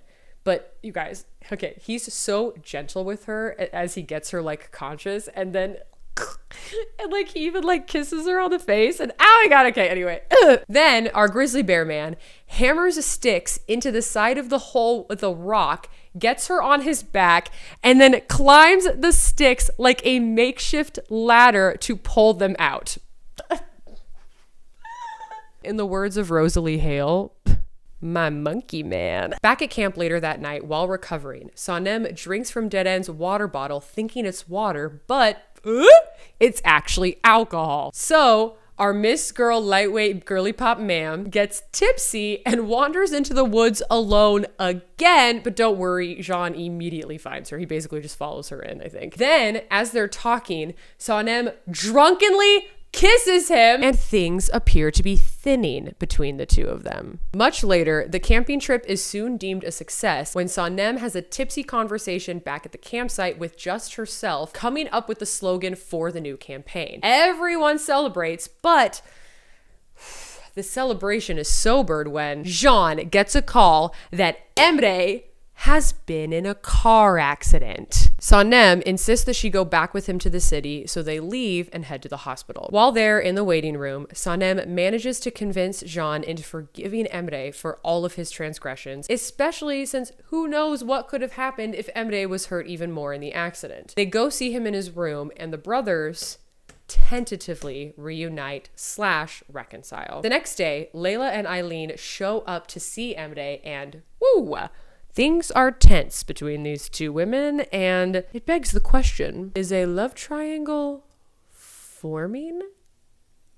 Returning to work, Can immediately takes note of the new snow globe in his office. It does not look familiar to him, but for some reason, he ignores it for now. Fabri then shows up to the firm and confronts Sanem, saying it feels like she's intentionally stalling the production of her perfume. She denies this, nervous, but he pushes they have to start working on this together as soon as possible, especially because he saved Fikri Haraka, and without using too many words, she knows that's dangling over her head. Do I smell blackmail? Smells like burnt toast. Can, reading her like a damn book, can tell she's in distress and asks her what's going on. She tells him about the conversation and admits she doesn't want to give Fabri her perfume anymore, and Can, the king that he is, vows to take care of it.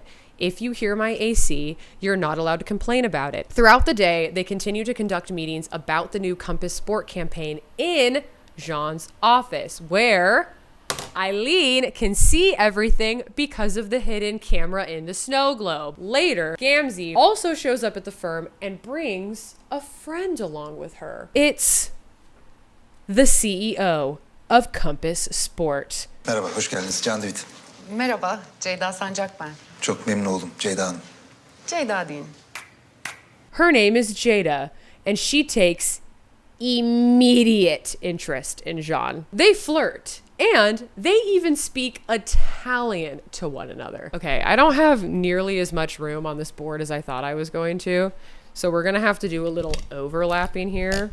Also, I want you to know that I fully meant to make most of these things magnets, but my whole not realizing that magnets are stronger than glue thing kind of ruined every single magnet that I attempted to make. So unfortunately, you're just gonna have to get over it that it's done with tape on a whiteboard. Can and Sanem grab a spontaneous dinner together after the meeting and discuss places they'd like to travel and even talk about traveling together, something Sanem takes great interest in. It's clear things are flirty between them again, and the line they drew of just being friends is starting to blur. The next day is when advertising companies are officially pitching their ideas to Compass Sport. Eileen's company goes first and pitches the exact same idea as Can's company, Fikri Haraka, meaning Eileen plagiarized the entire campaign from using the hidden camera in the snow globe. Gamze, though, however, having been around for all of Fikri Haraka's planning, knows that his team came up with this campaign and immediately tells Jada. Jada and Gamze then race to the firm to tell Can about what happened. They say they have reason to believe there is a spy, and Jada asks if they can present their campaign right then and there so she may decipher how much was stolen by Eileen. Spoiler alert, it was all of it. But by using Gamze's word, Jada tells Fikri Haraka the job is theirs since plagiarism was proven. They all decide to celebrate with a little office party, because obviously. During the party, Gamze points out to Sanem that Jada and Can are talking by themselves, indicating that she hopes to set them up. Sanem storms off out of jealousy. Can and Deren talk at the party too, discussing who the spy could be that tried to steal their whole campaign. They are at a loss, and that's when Emre shows up out of the blue. He's out of the hospital, but he's wearing a neck brace. Don't you forget it. And why is he there? He's there to get the hidden snow globe camera for Eileen. Emre, I need you to pick a side. I literally can't do this anymore. Pick a side. Pick one. But that's not all, folks. Guess who else shows up? Fabri. Fabri is there to demand that Sanem sign a physical contract that will legally confirm their perfume deal, but she tries to refuse. Can interrupts, saying she will not sign any contract without speaking to their attorney first. Also, I'm so sorry, but look at Emre in the background of this confrontation. Like, I'm sorry. This is so funny. This man is so unserious to me, I swear to God. Fabri accuses Jean of interfering, claiming he just doesn't want Sanem to give him her perfume. He even asks, quote, "Why are you so interested?" Jean answers, quote, "I'm interested in everything that concerns Sanem." Good fucking bye, dude. So Fabri continues and says, quote, "Well, it's too late now. We have an agreement, don't we, Sanem?" Jean butts in with, quote, "Sanem will not be bullied into doing something she doesn't want to do. Wait here." When he returns, he's holding a checkbook, and he gives Fabri a check to buy back the part of the company he bought as a way to cancel the deal he made with Sanem. Fabri laughs at this and says, "Oh, I'm sorry, the price has doubled." So Jean writes a new check for double the amount. Deren protests in the background, saying this will ruin them if he gives that much money, but Jean ignores her. Also, I would just like to say, I didn't put it in my script for some reason, but I'm like fairly positive Fabri had like essentially paid $100,000 to buy a partnership into the firm. So that means that Jean just dropped 200 grand so that Sanem didn't have to give Fabri her perfume. Imagine a man doing that for you. Jesus fucking Christ. Fabri takes the new check and leaves looking like a smug little bastard in the process. Then we get this moment, okay? Please enjoy. Senin kokun sadece bana ait. Bunu şimdi iyice anladın mı? Everyone shut up. I can't think, okay? Everyone shut up. The people who made this show said, there's a girl named Tiana in Arizona, and we have to give her this. She needs it. And you know what? They did that. At home that night, Sanem makes a new perfume to give to Jean as a thank you for getting her out of the deal with Fabri. She brings it to him the next morning alongside his tea, and we get, oh God, we get one of the juiciest scenes in the whole show, in my humble opinion. So because of that, you should watch it yourself.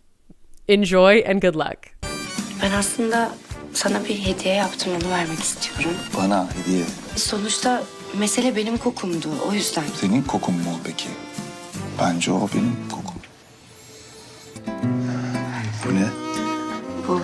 Bu koku ben yaptım. Benim misin? Bitkilerden mi?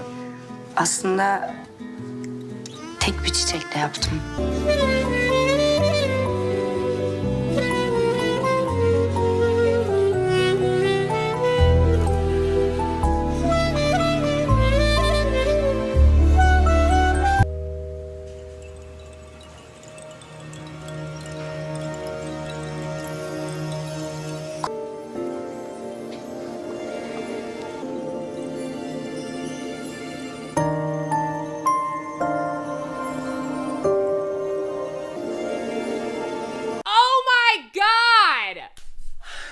What do you mean your perfume? Don't you mean my perfume? Shut up, shut up, shut up. Also, imagine you walk by your boss's office that has glass walls and see a coworker of yours and him just like standing this close to each other.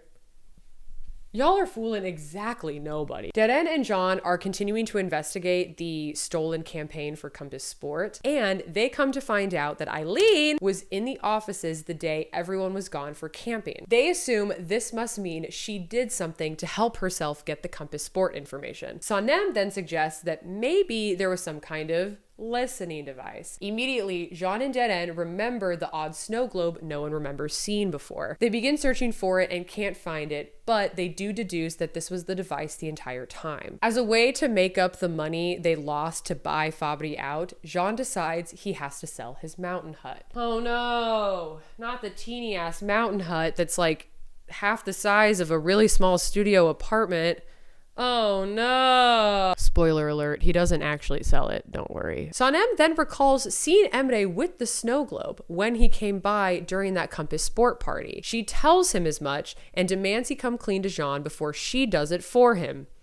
Here we are again. History repeats itself. Sanem tells Layla about the snow globe, and Layla, in an act of passion, decides she is done with Emre, angry at him for everything he's done to plot the downfall of the firm. So Emre finally does the right thing though and tells Jean first, claiming he did it to help them so Eileen couldn't get any more information. Jean takes him at his word, choosing to believe Emre is now on their side. But is he? But is he really? Layla, in her fit of passion, goes off on Emre. She tells him he's a bad brother and a worse person for everything he's done and has had her and Sanem do. Emre is distraught at losing her trust and loyalty. This man, I'm sorry, she did everything for him. Over the next 10 episodes, we get some insane jealousy from both Jean and Sanem. However, it gets so silly, I refuse to talk about it. It's humiliating, but just know that it happens and it's clear these two are fully involved with one another again, but without actually being involved. LMAO. All right, more rapid fire. Let's go, folks. Jean gifts Sanem a book about the Galapagos with a sweet inscription inside of it. Sanem talks with her mother while Jean talks with Emre in mirroring scenes about the differences they each have culturally and how they were raised differently because of class. Remember Jada, the CEO of Compass Sport, who got a mad fat crush on Jean? Jada starts to see Sanem as a threat in her pursuit of Jean and lobbies to win his affections pretty hard. Fabri, this idiot, sends the double-sized check back to Jean, telling him his part of the company isn't for sale. Yikes, dude, yikes. Because Fabri is still a partner, he sends Eileen into the company as a permanent consultant. So now she will always be around. Unfortunate for us. We get a flashback and find out that Emre is in cahoots with Fabri and Eileen to push Jean so far to the breaking point that he will leave. Sanem does suspect this, but doesn't know how to prove it. Also, there's a moment in episode 67 that was in the other fan edit that got me into wanting to watch this show. So here it is for your viewing pleasure.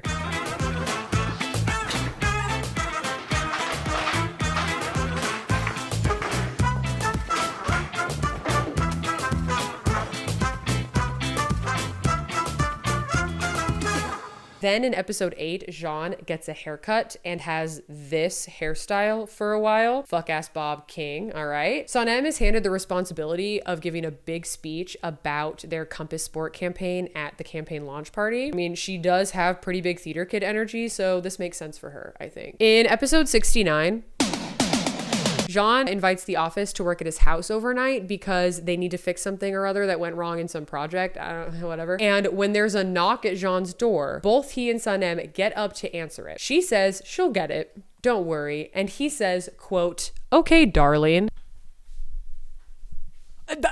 What? Everyone visibly reacts to this term of endearment. Okay, everyone's like, did he just call her darling? Okay, listen, I love pet names, and that's the entire reason I made this a bullet point to talk about, so get over it. Oh, look, it's time for the campaign launch party. Another event. At the campaign launch party, Jada introduces Jean to a famous photographer named McKinnon, and Jean is awestruck by this. He and McKinnon make plans to talk again in the future. Sanem walks in wearing another stunning royal blue dress, and people stare.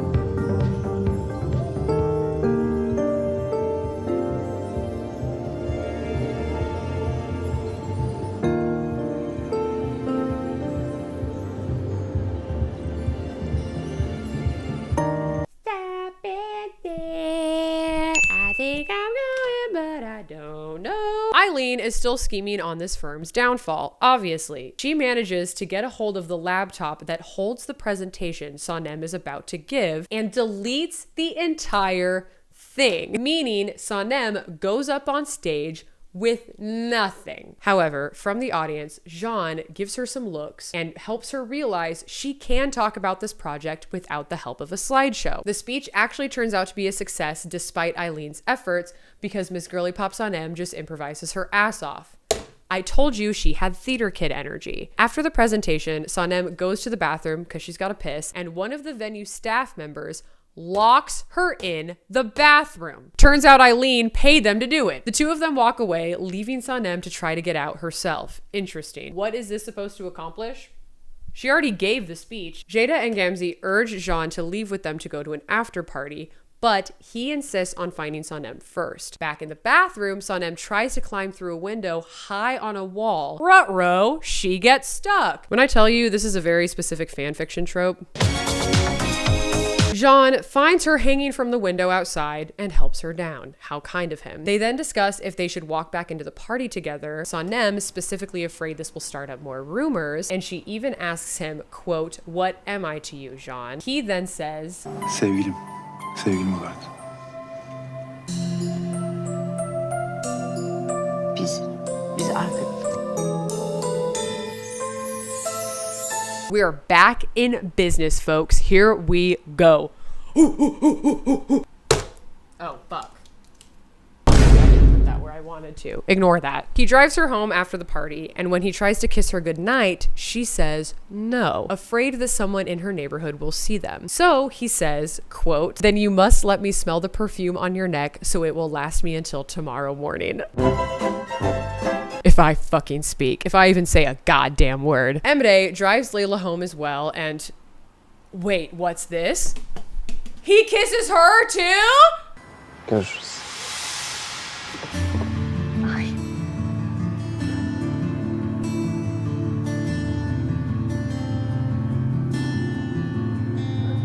And he immediately apologizes, saying he just couldn't help himself. And she says it's fine, with the biggest smile on her adorable little face. Emre, when I catch you, I need you to figure out what the fuck you're doing right now, my guy. Like, what's your game plan? What are we doing? So later that night, Emre then tries to break it off with Eileen after realizing he has genuine feelings for Layla. But Eileen holds everything they've done over his head to make sure he doesn't leave her. Now, I realize I took off the heart on them a while ago to basically say that they're not really together anymore. That's because in my heart, I think there was a part of him that recognized the only reason he was in a relationship with Eileen was because of everything that they had done up until that point. Does it like make sense? We are back in office romance mode, baby. Let's go. Layla goes to see Emre the next morning at work, and he acts very cold toward her, confusing her since they literally touched mouths like 8 hours ago. My poor girl. Hours later, she confronts him to tell him off again, but he kisses her again, saying there's something about saying that there's just something about her he can't resist. Guys, look at how he puts a hand on the side of her face. Why does this man make me laugh so much? I cannot take him seriously. Over the course of the next few episodes, Can and Sanem spend a lot of quality time together, and he even brings her back to his mountain hut because remember, he didn't sell it. They cook dinner together that night, and he brings out a telescope so they can look at the stars. The next day, after their little rendezvous at the mountain hut, they leave work together to go on a walk around the park, and Eileen follows them, taking pictures of them kissing and cuddling. She then sends the pictures to the local newspaper and they get published. Apparently, Can Divit is famous enough that this is front page worthy. Officially, Layla and Emre have started a tentative secret relationship in the background as well. The Aydin sisters are strapped up with men. That's right, baby. Also, don't forget, I still got a little thingy here for Emre because he's not really out of the woods yet. He will be soon. I'm actually going to be so real with you. Spoiler alert, he will be out of the woods with this soon. But for right now, In episode 73, I think something happened where Yaman, the actor who plays Can, gets some sort of eye infection. So for the next like 5 or 6 episodes, he's literally wearing sunglasses all the time. Okay, King. Protect that vision. The newspaper images drop, and the entire office is speculating when Can and Sanem get to work the following day. Sanem suggests that they deny everything and actually pretend like their relationship is quite antagonistic to throw everyone off the scent. For some reason, Can agrees to do this, even though he absolutely hates it. Sanem's father, Nihat, sees the picture of them in the newspaper and goes absolutely ballistic, obviously assuming his daughter is in a relationship he has no idea about. Mevkibe then shows up to the office to confront Can and Sanem, but they just pretend to fight again to cover everything up. At this point, it's like, guys, you might as well just fess up. Like, just admit that you're in love and like in a relationship. Like, I mean, obviously I'm not these characters and I'm not the writer of the show, but it feels a little tedious at this point. Jada, in a fit of being pissed that allegedly the guy she wants real bad is in a relationship with this smarmy girl, calls Can after seeing the newspaper photos and invites him out to dinner with McKinnon, that famous photographer. Do you think she's cooking something up, perhaps? Do we put devil horns on her yet? No. Not quite yet. Basically, Miss Girly Pop Gamzee is like no longer relevant. Jada has essentially just kind of like, whoop. I think that means we say goodbye to Miss Girly Pop Gamzee. You were there. There's not really a lot to say about her. She did what she came for. Baby. There you go, Jada. Right where you want to be, next to Jean. At dinner with McKinnon, in a private moment between Jada and Jean, she touches his hand, and someone at the restaurant takes a picture gossiping about how, quote, Can Divit has so many girlfriends. That picture then ends up in the news as well, sparking another controversy around the office employees. The next day, the office gets invited over to Jean's house to work after finding out the firm's power is going to be off for the day. Incredible. While there, Sanem sees the picture of Jada and Jean in the newspaper and is really unhappy about it. When she asks him, he explains to her it was nothing, and she reluctantly believes it. You don't need to be reluctant. He was literally sniffing your neck like 3 minutes earlier and can't stop being glued to your side. I need you to figure it out. I need you to get a grip. Elsewhere, Eileen catches Emre and Layla together and even sees them kiss. She confronts him about it and tells him he better break it off with her, or else she's going to tell everyone, including Jean, about their deal with Fabri. He can't risk that. So he does as she says, goes to Layla and breaks up with her, absolutely demolishing her heart.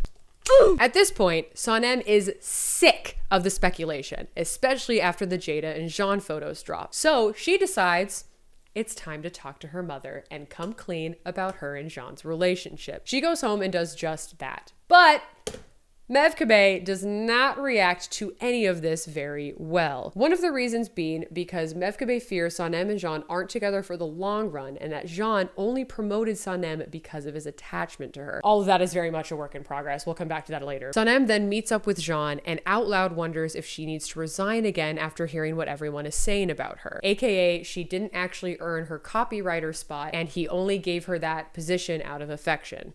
Are we following? For fun, I'm going to count this as one of the times that Sanem quits because I want to. And it's my video. So Jean immediately refuses and says they're just going to have to figure something else out. She is not allowed to quit. She says, quote, if we keep going on like this though, she's going to ask where my engagement ring is in order to prove they're loyal to each other, obviously. She being Sanem's mother. Jean then gets a pensive look on his face and replies, quote, so let's get married. You're just gonna throw that out there? You're just gonna casually just say, let's get married? Okay, shut up. Walking into the firm later, Sanem asks how they should handle this, and Jean takes her hand. They announce to the other employees that they are together and in a relationship. Oh, the secrecy has been lifted.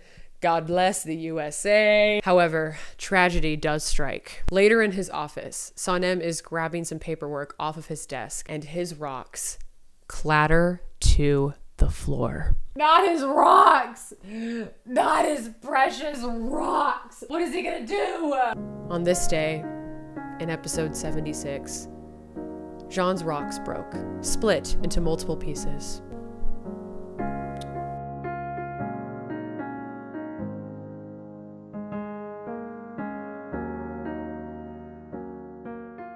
We mourn you, O great rocks. How will we ever get through a scene without the sound of you two clacking together? Blessed be. Sanem immediately apologizes, absolutely distraught that she did this to him, but he tells her it's okay. She leaves his office in tears though, and he just stares at them, contemplating. I called what happens soon in regards to these now dead rocks because I am a professional screenwriter and there's nothing you can do about it. With Layla and Emre no longer together, Layla and Osman begin talking to each other a bit more than just platonically. McKinnon and Jada stop by the office to propose a chance for Fikri Haraka to pitch a marketing campaign to a cosmetics company. Jean accepts on the firm's behalf, and Jada makes dinner reservations to discuss it more while McKinnon is still in town. Layla returns to work after a couple of days away and tells Emre he needs to find himself a new assistant because she can't be his anymore. To prove to Sanem that his loyalty is with her, Jean invites her to the dinner with Jada and McKinnon, and this pisses Jada off. He even introduces Sanem to McKinnon as his girlfriend, and Woo doggy if we aren't cheering at this tattle. Osman doesn't waste any time and gets right to it, telling Layla to her face that he is in love with her and would like to pursue a relationship if she is also interested. We love Osman so much, okay? This lovely, handsome man, but I do have to admit, my dude, I don't know if you stand a chance up against this little worm right here. At the dinner, we find out that McKinnon has a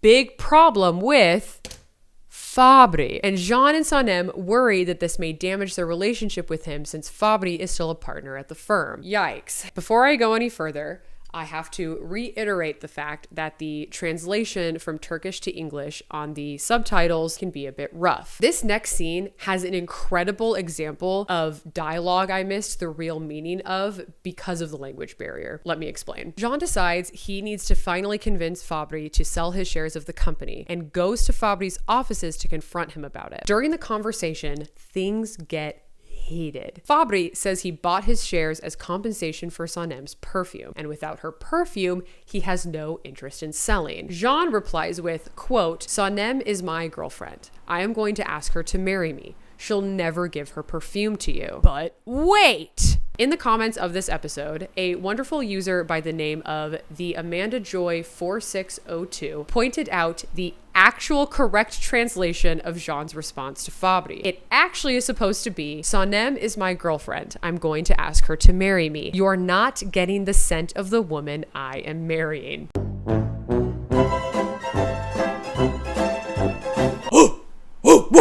Think of all the things I've missed. By God, I will learn Turkish one day and rewatch this entire show. Mark my fucking words. In the meantime, thank you, the Amanda Joy 4602, for your service. Fabri replies with, quote, "We'll see.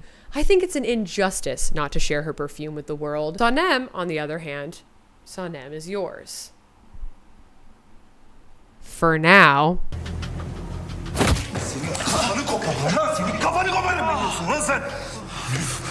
Jean storms out after punching Fabri and goes back to his office, where everyone demands to know what happened. Jean relays to them and then, oh God.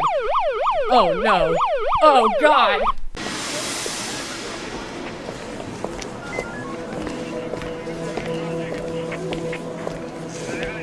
Can Divit burada mı? Burada.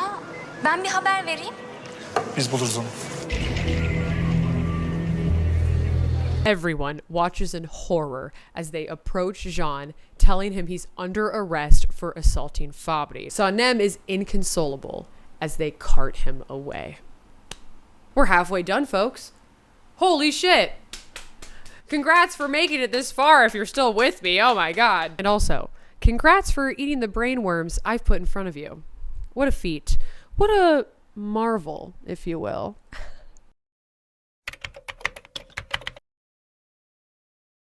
Hi, me again. So when I first started filming this video, I was under the impression it was going to be anywhere from 3 to 4 hours. Just a short little, recap. However, in the post-filming process when I began editing, I quickly realized that that was not going to be the case. And instead, I am guessing that if I had made this all one video, it would have been anywhere from 7 to 8 hours, which, as we know, is not the end of the world in YouTube recap culture. However, I thought that it would just be best if this video actually got split into 2 instead. So you just finished watching part 1. Thank you so much for watching part 1. I genuinely don't think you know how much it means to me, because this was truly, for me and nobody else, very much just a passion project. But I am hoping to have part 2 up sometime before the end of the year. So holiday time at the latest. And if I do, maybe it'll be like a little holiday gift to all of you. What a treat, But in the meantime, if you feel so inclined, you can catch up with me / follow along with me at Instagram. My username is @Tina with an A, or also on TikTok, where my handle is also @Tina with an A. It's the same thing. And then also, I am hoping this year to start Twitch streaming. For why? Who knows? Everybody else can do it, so why not me as well? I would mostly be playing cozy games, but also I am a big fan of, Baldur's Gate and similar, so maybe I'll do a little bit of that as well. You can follow / subscribe to me I can't remember what they used, on there at spring_fiend. Also, I forgot to mention, I have made a Spotify playlist aptly titled Every Song Referenced in the Early Bird Recap video. You are more than welcome to go check out that playlist so you can have a nice little, you know, reference to every single thing that I annoyingly sang and or made a little blurb about, if you will. The link to that will be in the description below, as well as some other items and things that I used for this video. I hope you enjoyed. I hope you loved the beginning of the Sanem love story the way that I did. I hope you got some little butterflies in your tummy. Anyway, stay safe, stay hydrated, and more importantly, free. And I will catch you in part 2. If you dare watch another 3.5 hour video of me yapping at the camera. Okay, bye!